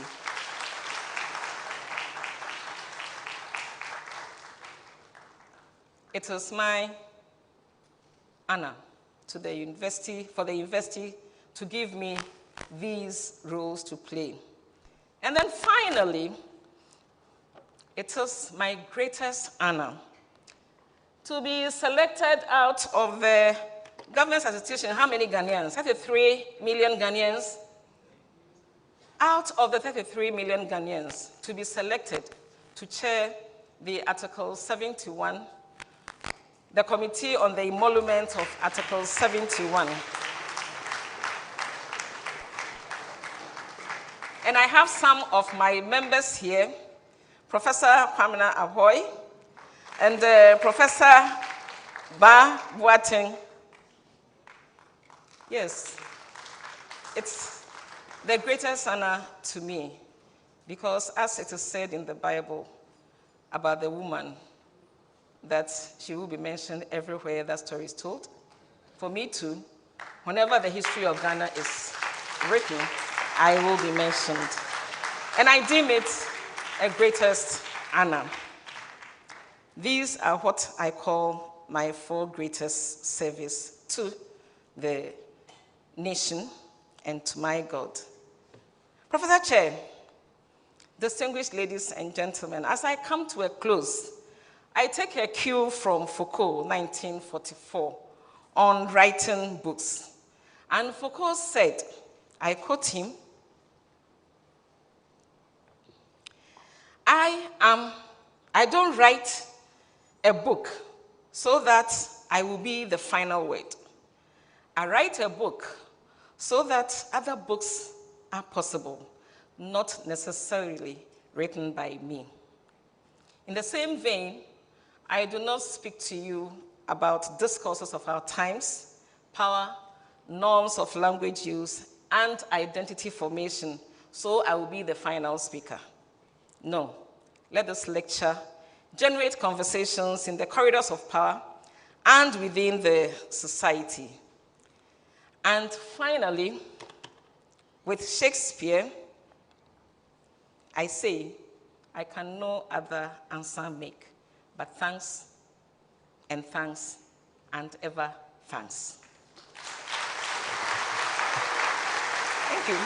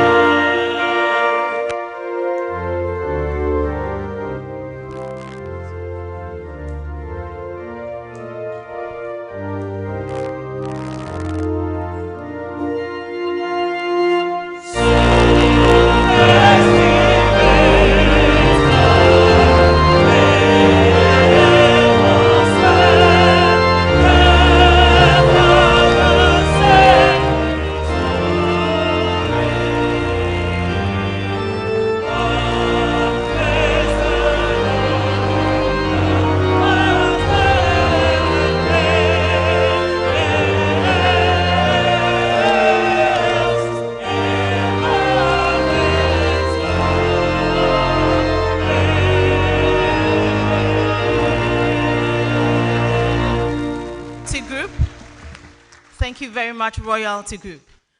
With another warm round of applause, I would invite our speaker back up stage to acknowledge a few dignitaries here. Let's welcome her.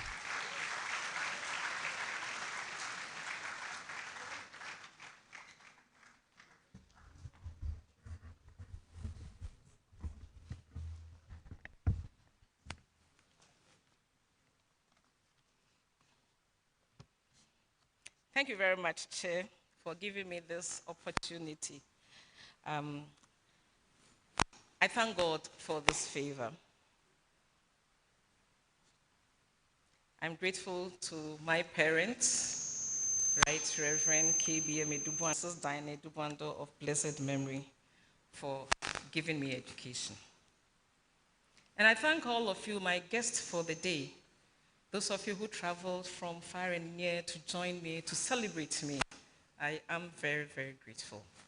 I will pick a few people to mention. If I do not mention you, it doesn't mean you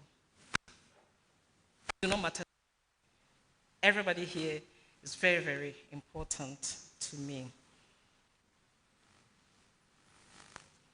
Vice Chancellor, Professor Johnson Nyakubuampon, I am grateful for the opportunity to work with you and for you to chair this inaugural lecture. I thank you. I thank the Pro-Vice Chancellor, Professor Rosemond Bohine, who was my mate at the undergraduate program. We are the only UCC year that has provided 2 female Pro-Vice Chancellors to the university. Thank you, Rosemond, for your support. I'm thankful to the registrar, Mr. Jeff Tay Onyami, who I call my father. When you see him outside, you can ask him why he's my father. Thank you, my father. I'm thankful to Osaberima Kisiata II. Very, very grateful. there hasn't been an occasion I have invited him and he hasn't come. Not only here, but also in my church and for my private invitations. I'm very, very grateful.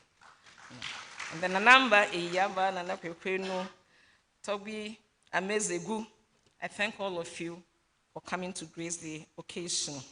I'm grateful to all former vice chancellors, pro-vice chancellors, and registrars for leading me to this point. And I would like to mention two people, Professor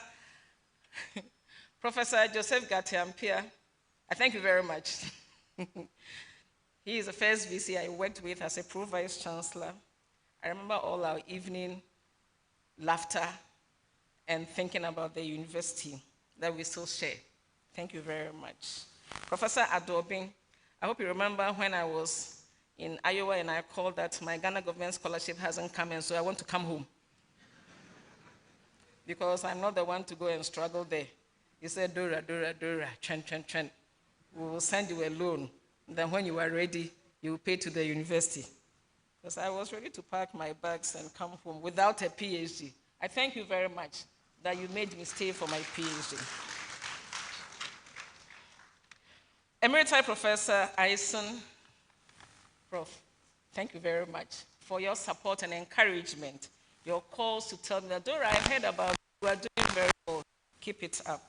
And Professor Gajipo, for your support every time that I see you. I'm also grateful to Professor Nana Opoku-Agyeman, Mr. Totobi Kwache, Nana Samdru Butler, Professor Kwamina Ahoy, for their support. They make me feel that I'm a very big woman. I'm not a very big woman, but they make me feel so, because they were so, oh, go to Prof, she will do it. And I thank you for the many opportunities you have given me. I want to thank all provosts and deans I've worked with, and those I didn't work with, but have been very, very supportive. I'm thankful to Mrs. Elizabeth Obese, the Director of Finance, that I call Mrs. Money. Mrs. Money, are you here? I'm sure she's counting. Oh, okay, Mrs. Money is up there. See, when you go up and you get to a point, the work becomes so tedious that you need somebody that you can share some laughter with. I thank you, my sister, for being there for me. I'm also grateful to Major Retired Babintum. Major Retired Babintum and Mrs. Obese are two people I can call midnight and just chat and laugh because I feel bad. They'll just chat and laugh. Professor Lawrence K. Owusu-Ansah, I can't thank you enough for all that you've done for me, the encouragement, pushing me beyond what I thought I could do. I'm very, very grateful. And then I want to thank my fathers, the clergy here, because my father was a reverend minister, and I don't think you've seen such a high concentration of bishops at Inaugural before. So all my bishops, God bless you. I thank you very much. Then I would like to thank my friends from the Atamils Heritage. Prof. Ludwig, Neil Ante van der Poy, Ambassador Ahoy, Nana Oye, and others who are hiding, Emilia, and all those who are hiding in there. Thank you very much for your friendship and your trust in me. And I have some very special people that I also want to mention. Mr. W. Sam Awoche of blessed memory. And I'd like to thank Uncle Kobna Kucha, who bought my form for me to come to the university as an undergraduate student. Uncle Kobna Kucha. Yeah, I thought that from training college, you go and teach, and then you go to advanced teacher training college, and then you go and teach, and then you come to the university. But he said, no, you don't have to go that way. Come to the university. And he bought the form for me. I'm very grateful, Uncle Kobna. Again, I'm grateful to Professor Haruna Yakubu, who taught me how to be a pro-vice chancellor before I even became a senior lecturer. Thank you, Haruna. Dr. K.K. Sapon, who supported me when I became a provost and a pro-vice chancellor. So he indirectly supported the university through me. I'm very, very grateful, Dr. Sapon. And then Dr. Patrick Ofori, my loyal friend. If there's any friend called loyal, that is good for you. Thank you very much. My doctor, Professor Yao Awuku, this is your paranoid patient. Thank you very much for always being there and listening to me. I thank my boys group. There is a group on campus, a social group called Boys. My boys group, and I'm the only girl in the group.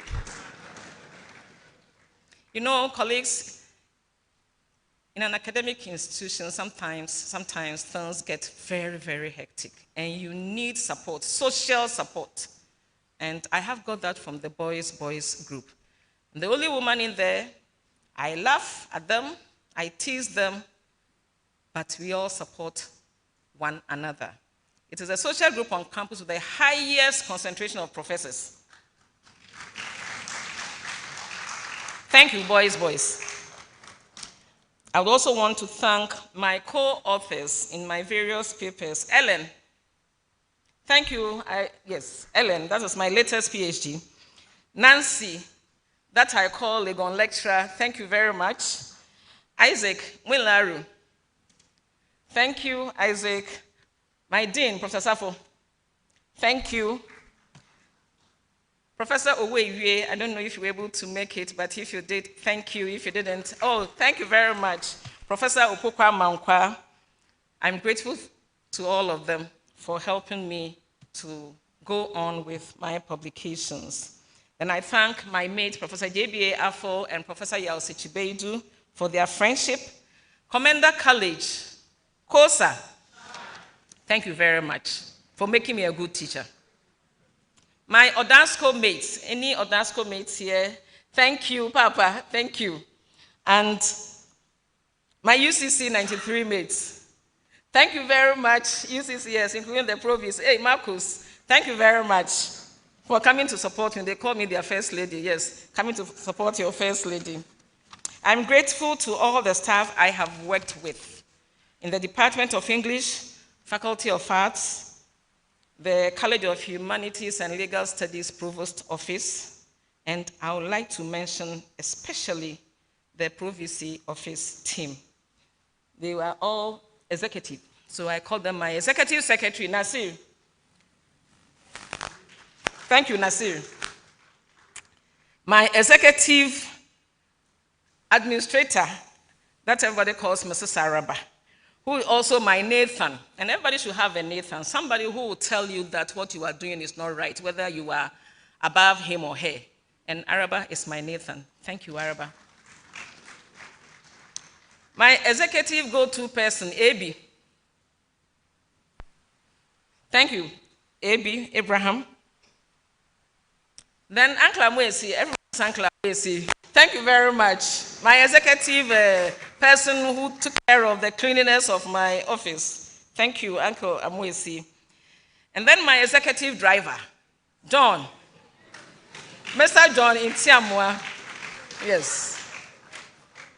I also want to mention Nelson and Cynthia Medi, who were there before I came. They spent a lot of time with me and they left. They also worked very, very hard with Nelson.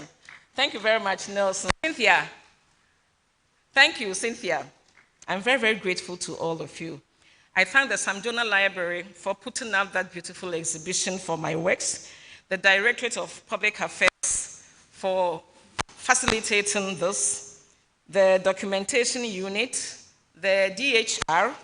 I'm very, very thankful to you. Then Edu-Buandoh and Buandoh family. Yes.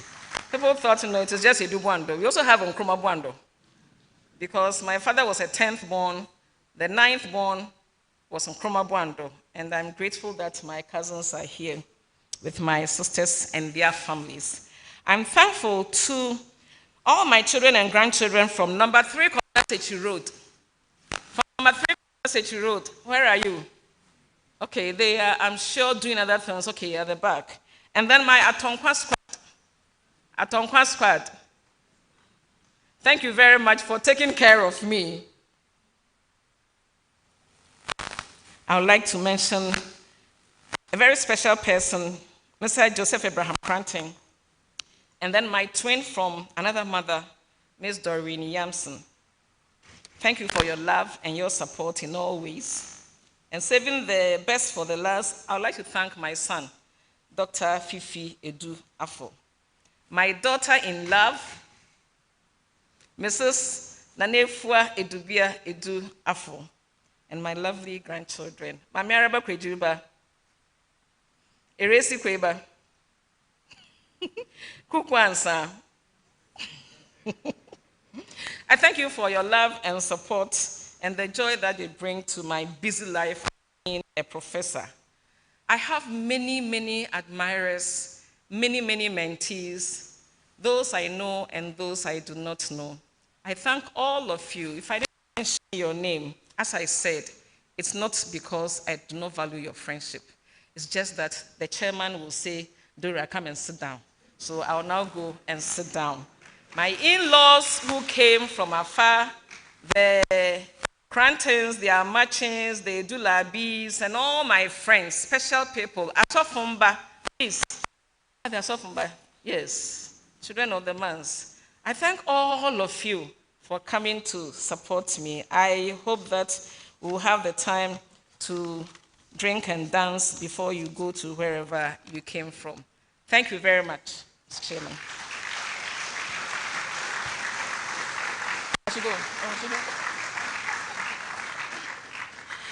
Another round of applause for our speaker. So, ladies and gentlemen, we are at that point of today's event where we'll do what we call the rubbing. And to help us with this, we'll call the College of Professors, UCC, to do us the honors. Let's welcome them with a round of applause.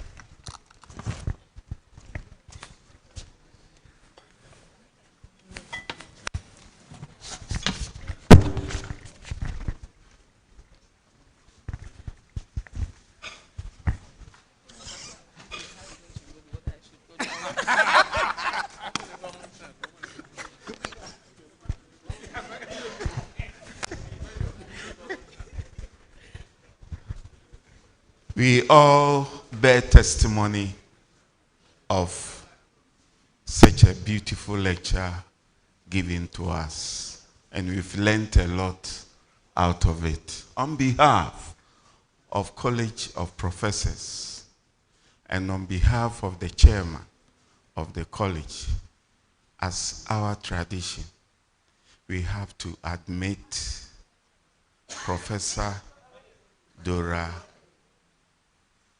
Edu-Buandoh into the college.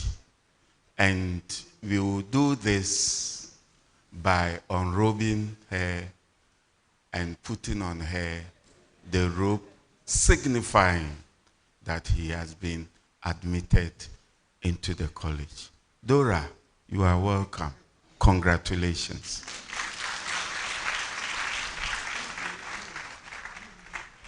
I will now call on Professor Gatiampia to help the Vice Chancellor to robe Dora.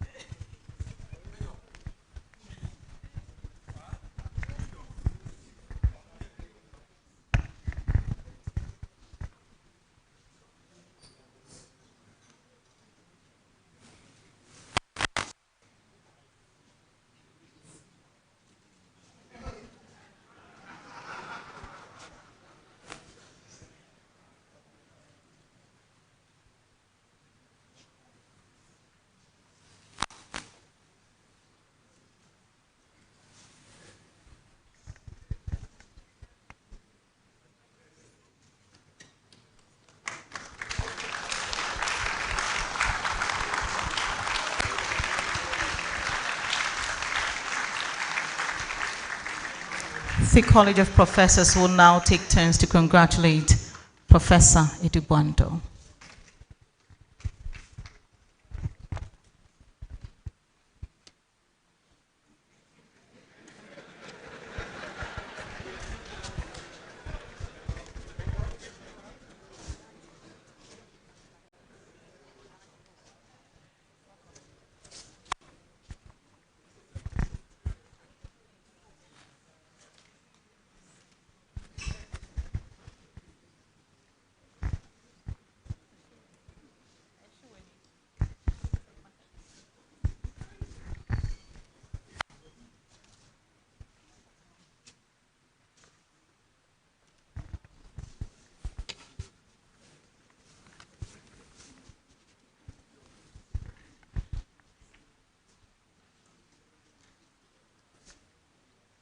I would invite the Pro VC, Professor Mrs. Rosamond Boahene, to take her turn to congratulate Professor Edu-Buandoh.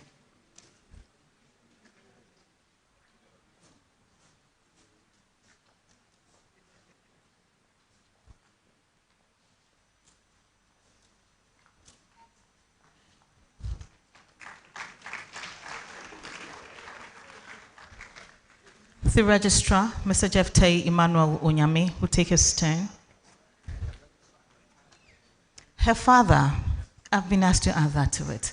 The Registrar, Professor Edu-Buandoh's father.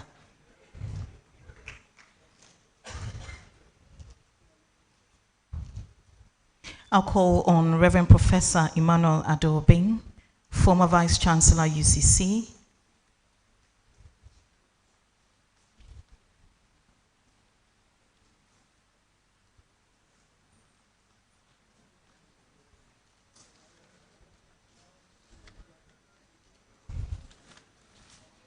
I'll call the Acting Vice Chancellor, University of Media, Arts and Communications, Professor Eric Opoku-Mensah, with his wife, Professor Abigail Opoku-Mensah, to take their turns to congratulate Professor Edu-Buandoh.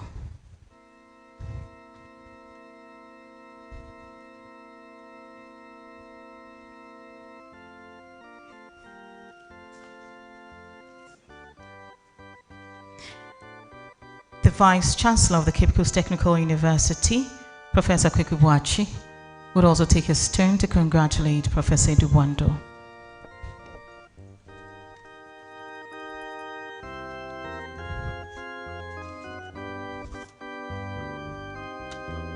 The Edu-Affles. The Edu-Affles.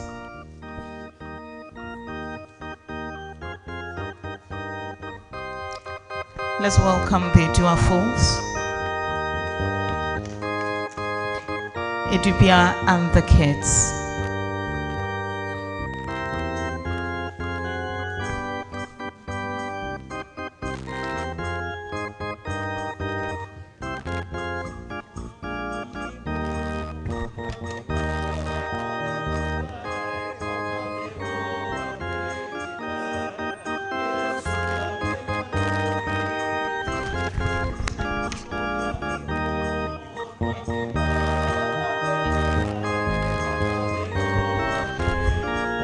Congratulations. Little Dora and Kuku Ishen.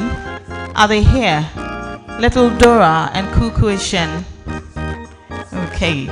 The Edu-Buandoh and Nkrumah-Buandoh children, grandchildren, and spouses. The Edu-Buandoh and Nkrumah-Buandoh children, grandchildren, and spouses.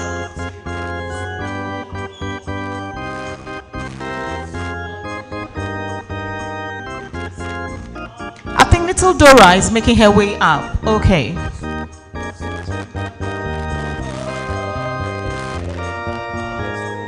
Now, Edu-Buandoh and Nkrumah-Buandoh children, grandchildren as spouses.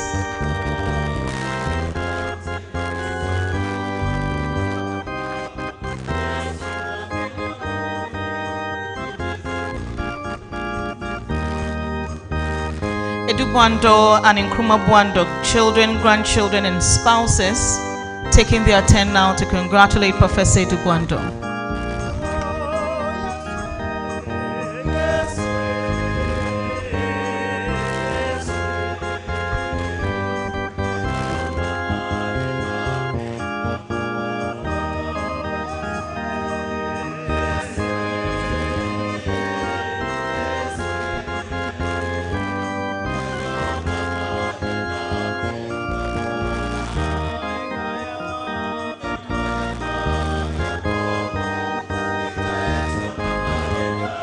Thank you very much, Edu-Buandoh and Nkrumah-Buandoh families.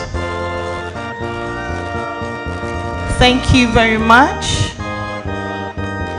Kindly exit on my right. Please exit on my right. Little Dora and Kuku Ishen.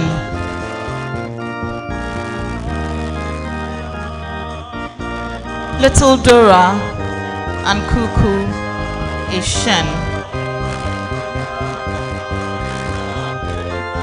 Number 3, Kobna Sechi Road and Atonkwa Squad, children and spouses.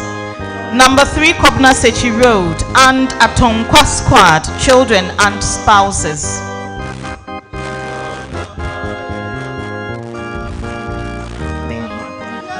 Asofumba, children of the Mans. Asofumba, children of the Mans. Are you number 3? Right.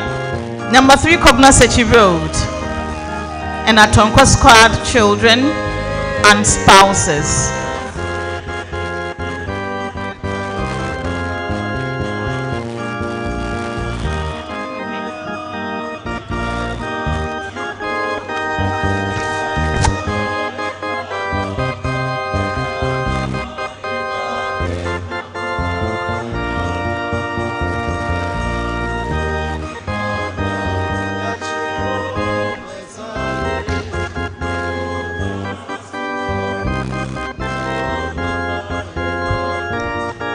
Exit from my right after congratulating Professor Edu-Buandoh.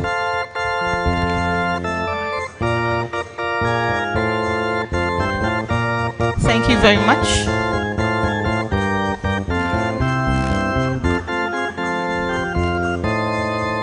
Children of the Mans, Asofumba.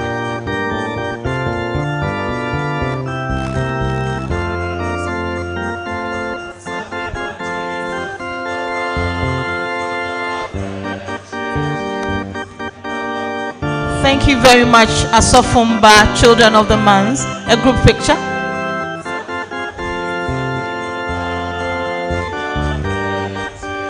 Asofumba will take a group photo.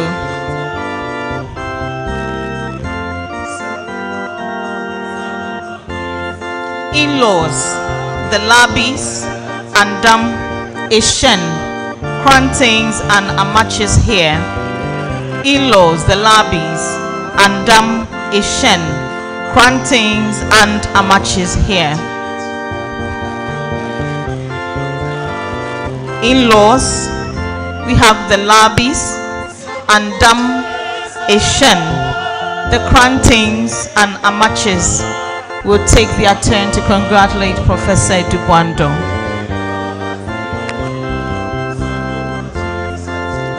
Please note that if you have a citation, you unwrap it before you present, and there will be no reading of citations. Kindly present the citation to her. Thank you. In-laws are taking their turn now. The Labis, Andam, Eshen, Krantings, and Amachis are taking their turn to congratulate Professor Dora Francisca Edu-Buandoh.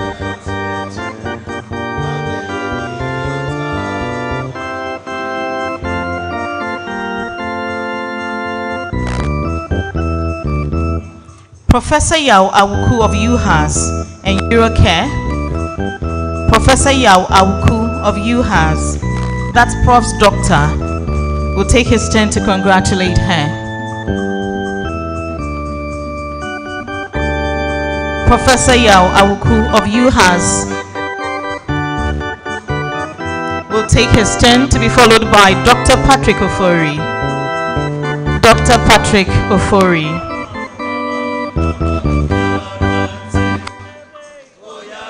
Dr. Patrick Ofori. I would invite Nana Sambru Butler, former chairman, UCC Council. Nana Sambru Butler, former chairman, UCC Council.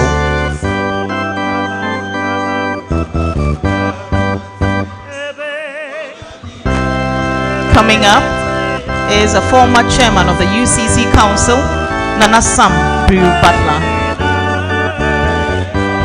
He will be followed by the Atamils Heritage Group. Atamils Heritage Group, Mr. Totobi Kwachi, Professor Ahoy, Mr. Kwame Pepra, Ambassador Kwesi Ahoy, Nana Oye Bampo, Mr. Ludwig Logi, Madame Emilia Arthur, and Neelam Te van der Poy.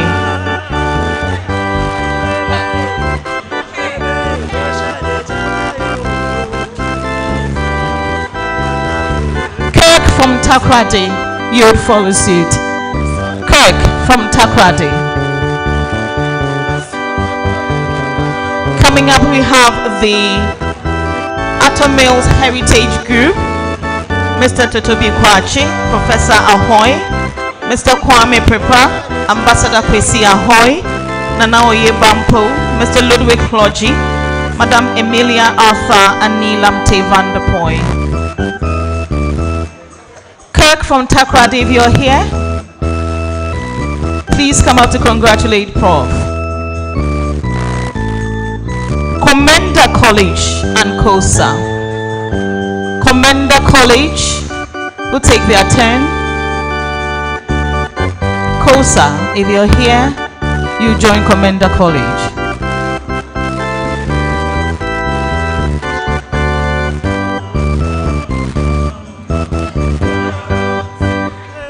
Number 3 will present a parcel, a gift to Prof.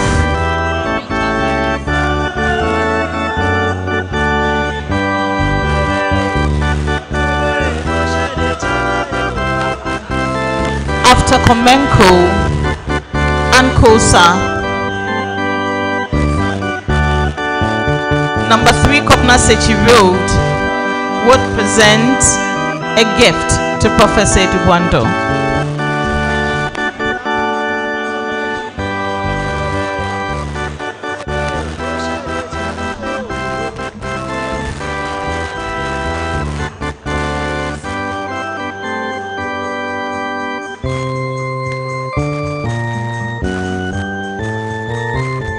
Upstage, Commenda College and COSA. Commenda College and COSA.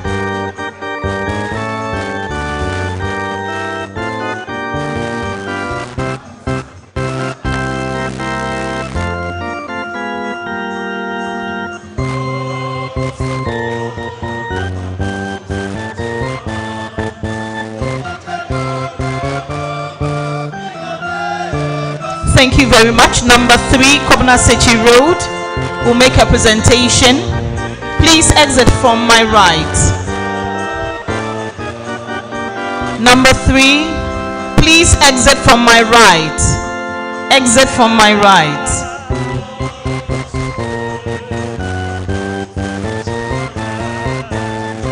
Number 3, Kobna Sechi Road will make a presentation to Prof now.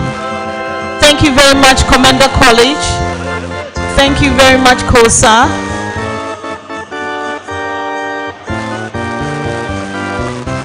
Reverend Charles Ahinkra. Reverend Charles Ahinkra, if you're here, kindly make your way up to congratulate Professor Edu-Buandoh. Reverend Charles Ahinkra. Primary school mates, Reverend Charles Ahinkra, if you're here. Reverend Father Charles Ahinkra. Evangelical Methodist Church of Christ. Evangelical Methodist Church of Christ. Evangelical Methodist Church of Christ, to be followed by all mates or DASCO, Comenco, and UCC.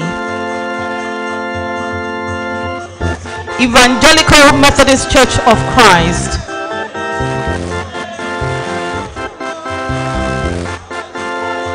Evangelical Church of Christ.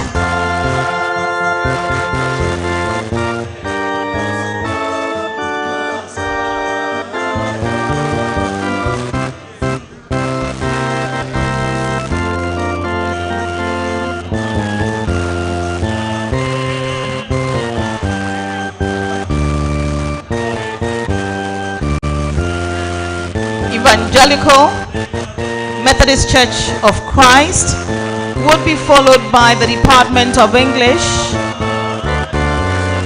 The Department of English. The Department of English will be followed by UTAG. Executives of UTAG. Department of English.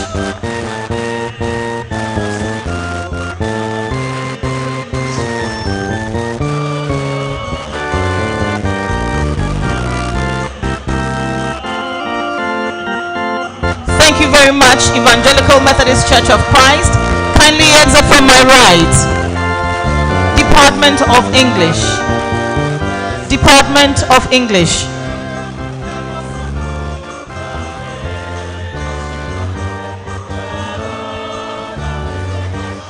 Department of English, to be followed by executives of UTAG.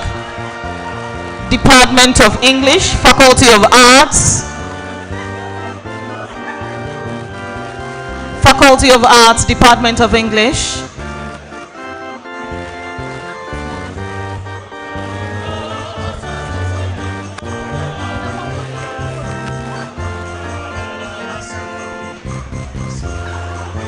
Department of English.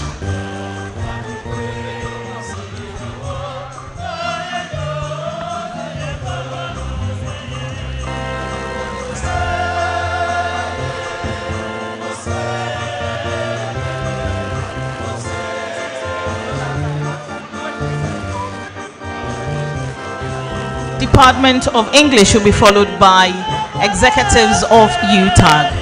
Wow.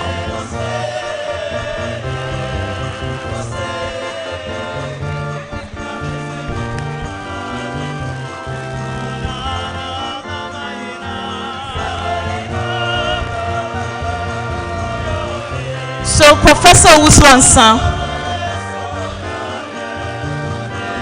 Uswansa is here, a lecturer of Professor Edu-Buandoh.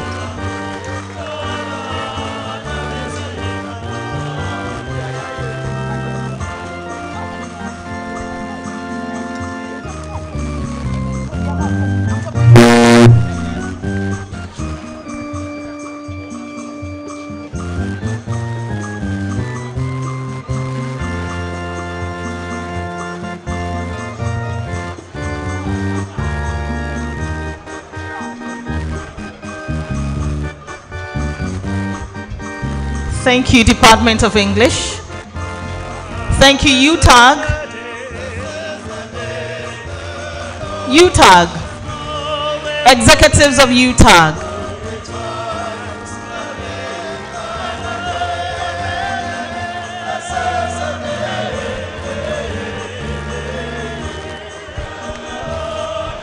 Thank you, Department of English.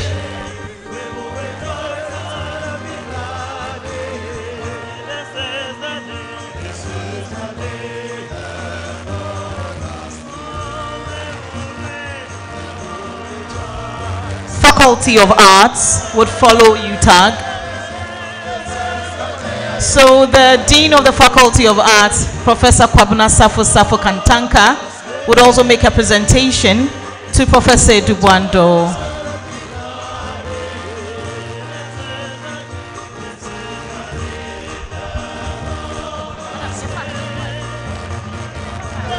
UTAG will take its turn.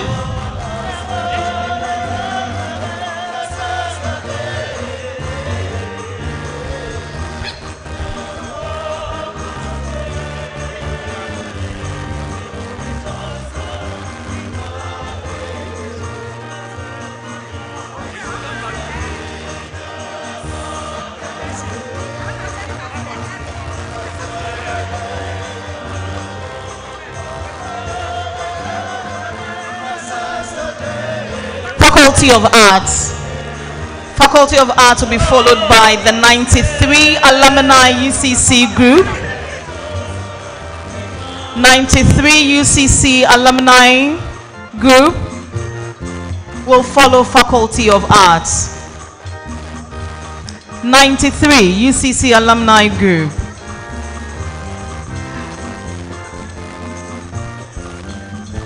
This is the day the Lord has made. We will rejoice and be glad in it. This is the day has made. Would make a presentation. We will rejoice and be glad in it. This is the day the Lord has made. Kindly unwrap all citations. This is the day the Lord has made. We will rejoice and be glad in Thank you, 93 UCC alumni. I'll call Emeritus Professor Gadjeko and his wife to take their turn to congratulate Professor Edu-Buandoh. Emeritus Professor Gadjeko. The Lord has made. We will rejoice and be glad in it. Emeritus Professor Gadjeko will be followed by the Pro-VC office team. The Pro-VC office team.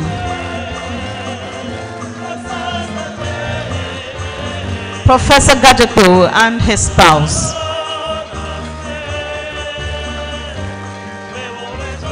Pro-VC office team. Thank you very much.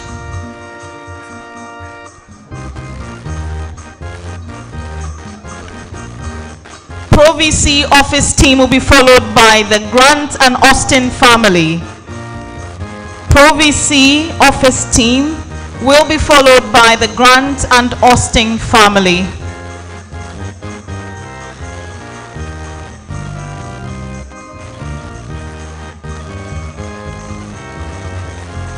Grant and Austin families.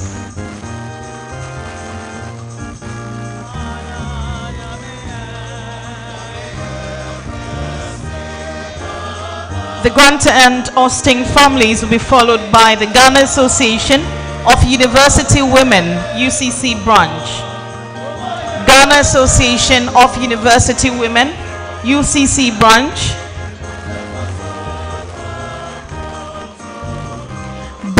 Boys group. Boys group.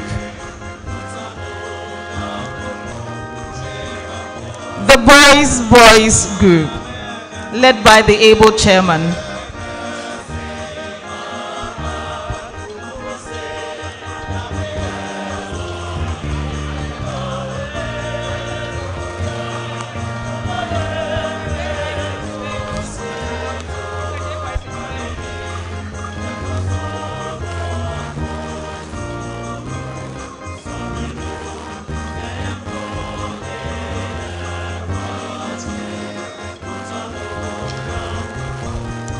The boys group.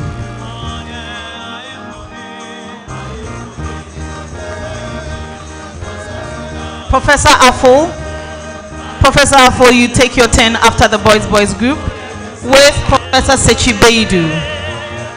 Professor Afo and Professor Sechibeidu, you take your turns after the boys group.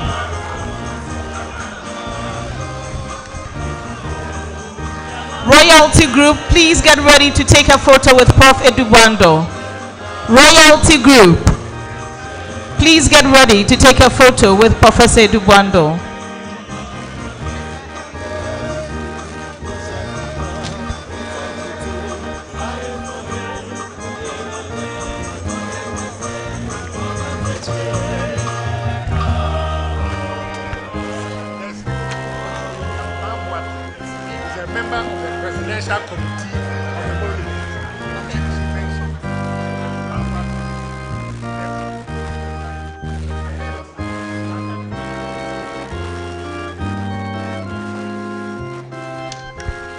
Thank you very much, boys.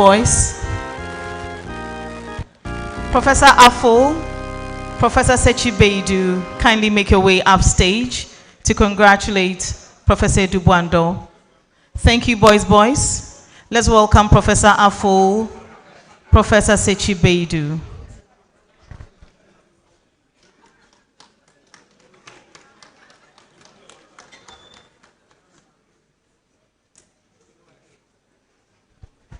Professor Afo, Professor Sechibeidu will take their turn to congratulate Professor Edu-Buandoh.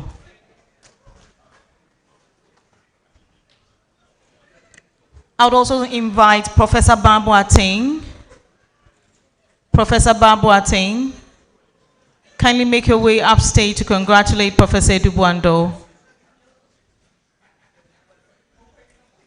Professor Bob Watting.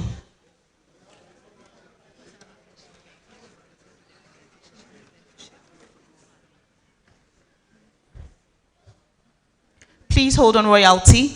Royalty, hold on. Let's allow Professor Bob Watting to congratulate Professor Edu-Buandoh.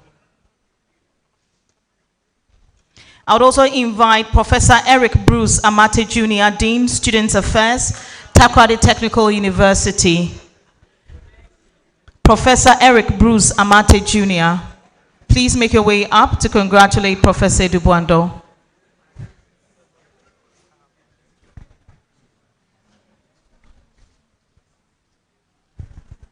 Professor Amate Jr., Dean of Student Affairs, Accra Technical University.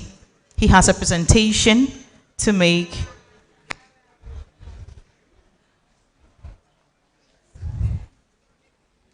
Royalty Group.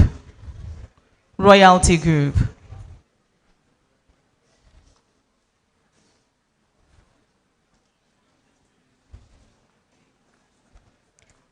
DEP Foundation volunteers. DEP Foundation volunteers.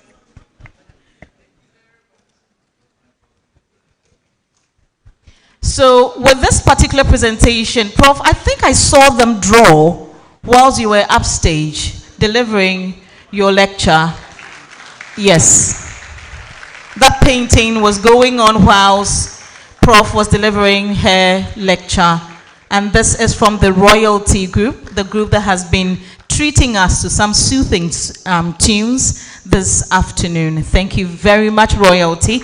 We are grateful. I'll call on DEP Foundation volunteers. DEP Foundation volunteers who are here. Honorable MCE for Commander Edu-Buandoh for Abrim Municipality is here. Solomon Apia Esquire. The Honorable MCE for Commander Edu-Buandoh for Abrim, if you're here, kindly make your way up.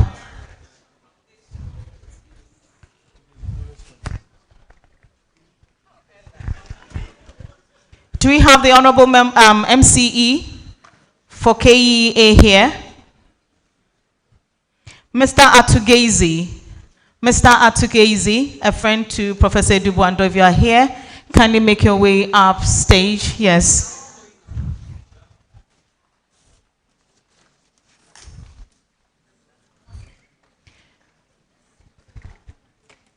Mr. Atugezi.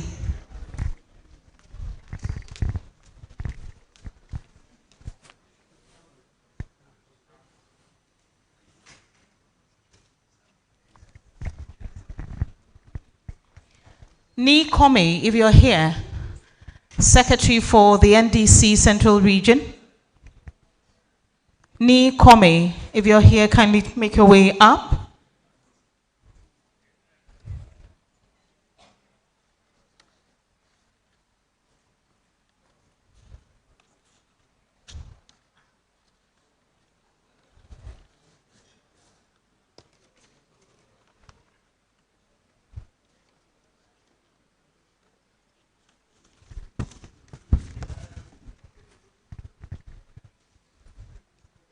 Thank you very much, Prof. You would exit from my right and you shake hands with, okay. She would shake hands with Osaberima Kwesa. We also have the Manra Hen of Ogwa, Nana Kwekwenu, the Queen Mother of Efutu, Nanamba Iyaba, and we also have Tobe here with us.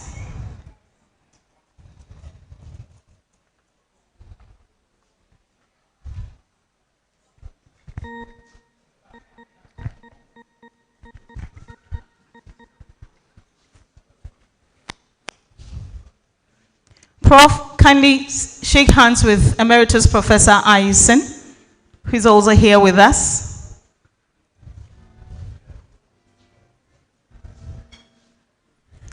And I would ask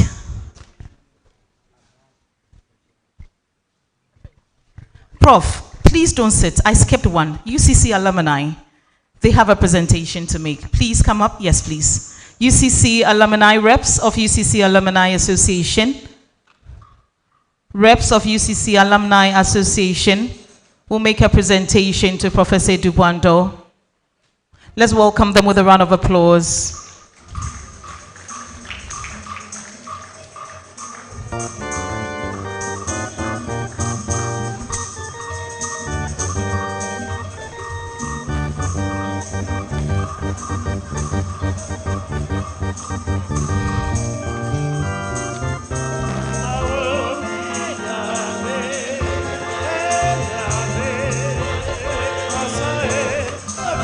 Thank you very much, Prof. Thank you very much, UCC Alumni Association. Thank you very much, Royalty. We are grateful. Thank you very much, Royalty. Let's give Professor Edu-Buandoh a round of applause as she finally takes her seat after a successful delivery of her inaugural lecture. Ladies and gentlemen, I would ask that you help me acknowledge the following individuals. I'll start with the Vice Chancellor of UCC, who is chairing this event, Professor Johnson Nyako-Boampong. Please help me acknowledge Professor Rosamond Boahene, the Pro-Vice Chancellor UCC. We also have Mr. Jephte Emmanuel Onyame. He is the Registrar UCC and the father of Professor Edu-Buandoh. We have Osaber Makwisata II, Ugwa Manhin. Nana Kwekwenu III is Manrahin of the Ugwa traditional area. Nanamba Eyaba I is Kronti Hima and the Queen Mother of Efutu. We also acknowledge Togbi Amezegu II, Dufia of Alakle Ame, Rotato of Anglo State. We also acknowledge Nana Sambriu Butler, former chair of the UCC Council. We are extending warmth to Professor Eric Opoku-Mensah, Acting Vice Chancellor, University of Media, Arts and Communication. Thank you for being here. Emeritus Professor K.N. Eisen is a former Acting VC of UCC. Let's acknowledge Professor Eisen. We also acknowledge former Vice Chancellor UCC, Professor Joseph Gate Ampia. The government statistician, Professor Samuel Enin. Professor Philip Ibobonzo Simpson, Vice Chancellor Methodist University. Honorable Neil Ante van der Poy, Member of Parliament for Ododo-Diodio constituency. We acknowledge Ambassador Kwesi Ahoy. Honorable Ato Ahoy, we acknowledge you as well. We also acknowledge the Honorable Kwame Pepra, the Honorable Kofi Totobi Kwache. We also duly acknowledge the Regional Head of NADMO Cape Coast, Mr. Joe Donko. We acknowledge Very Reverend Professor Kwesi Wilson, Principal, Commander College of Education. Dr. Regina Ochre Dankwa is Principal, Ola College of Education. Dr. Mrs. Georgina Asi Owusu, Registrar, University of Energy and Natural Resources. Professor David K. Isumang is former Vice Chancellor, Koforidua Technical University. We duly acknowledge Professor George K. Theodore, former Pro VC UCC. And then we also acknowledge Dr. Sam Awuku, Principal Technical Advisor, TTEL. We duly acknowledge all the clergy. Kindly give us a wave and we'll acknowledge you. All the clergy, thank you for being here. We acknowledge Professor Ernest Kofi Davis, Provost of the College of Education. Professor Anochi Mohammed Adam is College of Distance Education Provost. Professor Martins Eko is the Provost of the College of Health and Allied Sciences. We also duly acknowledge all members of the College of Professors, Professor Amukwando, Professor David Isuman, Professor Kendie, Professor Kankambwedu, Professor Ernest Kofi Davis, Professor Daniel Ejapong, Professor P.K. Boabaswa, Professor L.K. Sam Amwa, Professor John Gachi, Professor Ishmael Mensah, Professor J.V. Mensah, Professor Augustine Tanley, Professor David Doku, Professor Eugene Date, Professor Samuel Iwanyameche, and Professor Yao Ankuma. Let's give them a round of applause. We're grateful for your participation. Ladies and gentlemen, kindly note that there is going to be a special congregation by the University of Cape Coast on Thursday, the 11th of April 2024. Now, this event would witness the Ogwamanhen Osaber Makwisata II being conferred with an honorary doctorate degree by the University of Cape Coast. You are all by this being invited to be a part of this ceremony. Thank you very much. And please welcome our Vice Chancellor who chaired this occasion to give his closing remarks. Let's welcome our Vice Chancellor with a round of applause.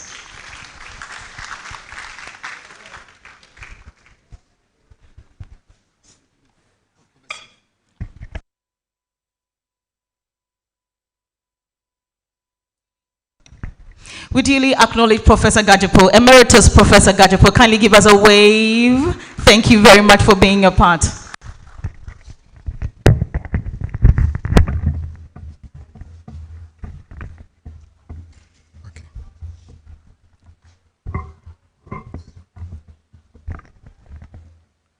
Good evening to you all. Yes. You all agree with me that Professor Dora Francisca Edu-Buandoh has given insightful lecture on the topic Discourses of Our Times, Power, Norms of Language Use, and Identity Formation. She explained the discourse, power, discourses of our time, norms in language use, identity formation. I've learned, I hope you've all learned something from the lecture. Yes or no?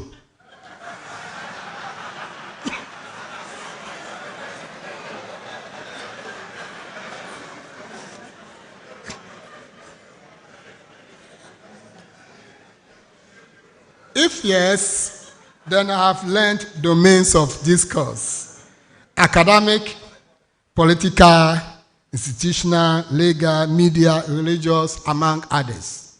But she focused on academic, political, and then institutional, later about religious.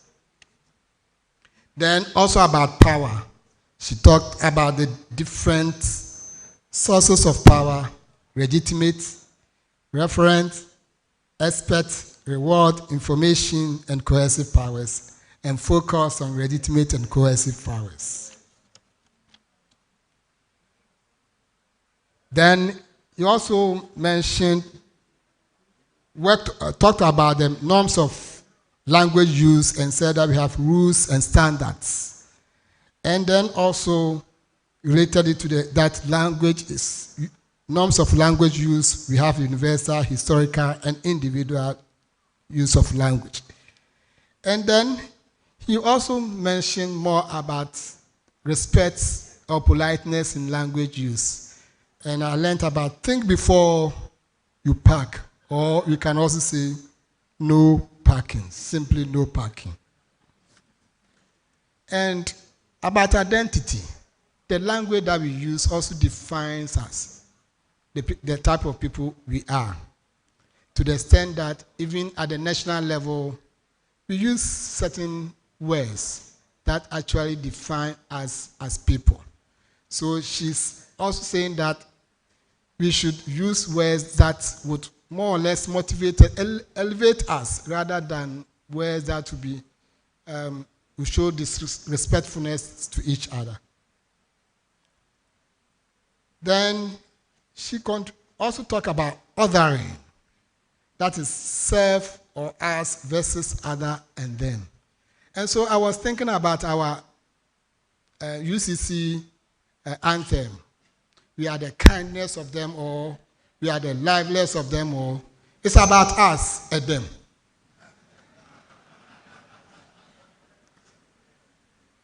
And she also showed her contribution. I think you all agree with me, the number of people who have come here, to sort of support her during the lecture. And one thing is that she has also made some sort of achievement to the extent that she's the only female provost, and then the first female provost. But we are yet to get another female provost. Then the first female pro-vice chancellor. Just to reinforce that he has also contributed significantly to the development of the University of Cape Coast. At the national level, she has also impacted on many people. So, Professor, today you have actually shown your contribution, and this will live with us. But she's saying that the lecture should not end here. It should continue. So in our offices, in our homes, let's continue on with the lecture, the topic that she has delivered, the topic that she delivered the lecture on. So on this note, I thank you for your attention. Thank you.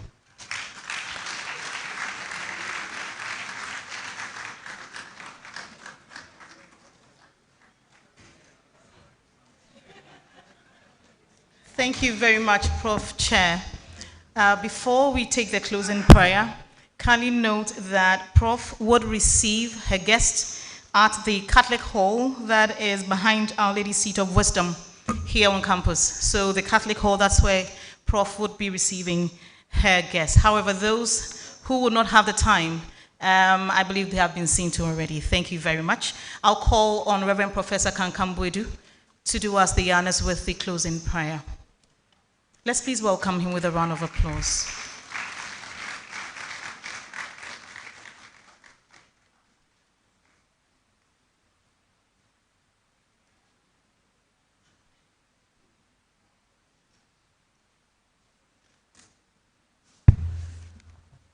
Humbly, let us be on our feet as we register appreciation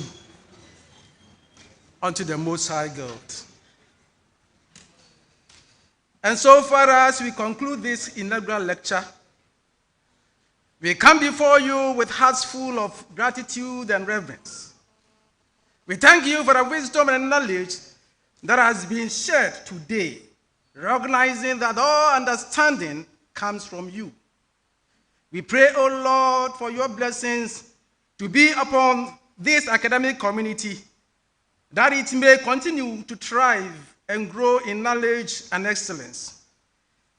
Protect all those present here today, both physically and spiritually, as we pursue truth and understanding in our respective fields. Father, O Lord, unite us in purpose and vision as we seek to further education and learning. Help us to work together in harmony, respecting each other's ideas and contributions. May this lecture serve as a catalyst for collaboration and unity among colleagues. Oh Lord, we are grateful for the opportunity to gather here today to learn from one another, in particular, discourse of our time. Let us reflect on the lessons shared during this lecture and carry them forward in our academic endeavors. In closing, O Lord, we ask for your continual presence in our lives, guiding us towards greater understanding and insight. May your light shine upon us as we continue on our academic journeys, always seeking truth and wisdom. Now, the peace of God, which surpasses all understanding, guide your hearts and minds now and forevermore. Amen. Thank you very much. We shall remain standing as the Vice-Chancellor recesses with the dignitaries we have in here. Nanano would also recess.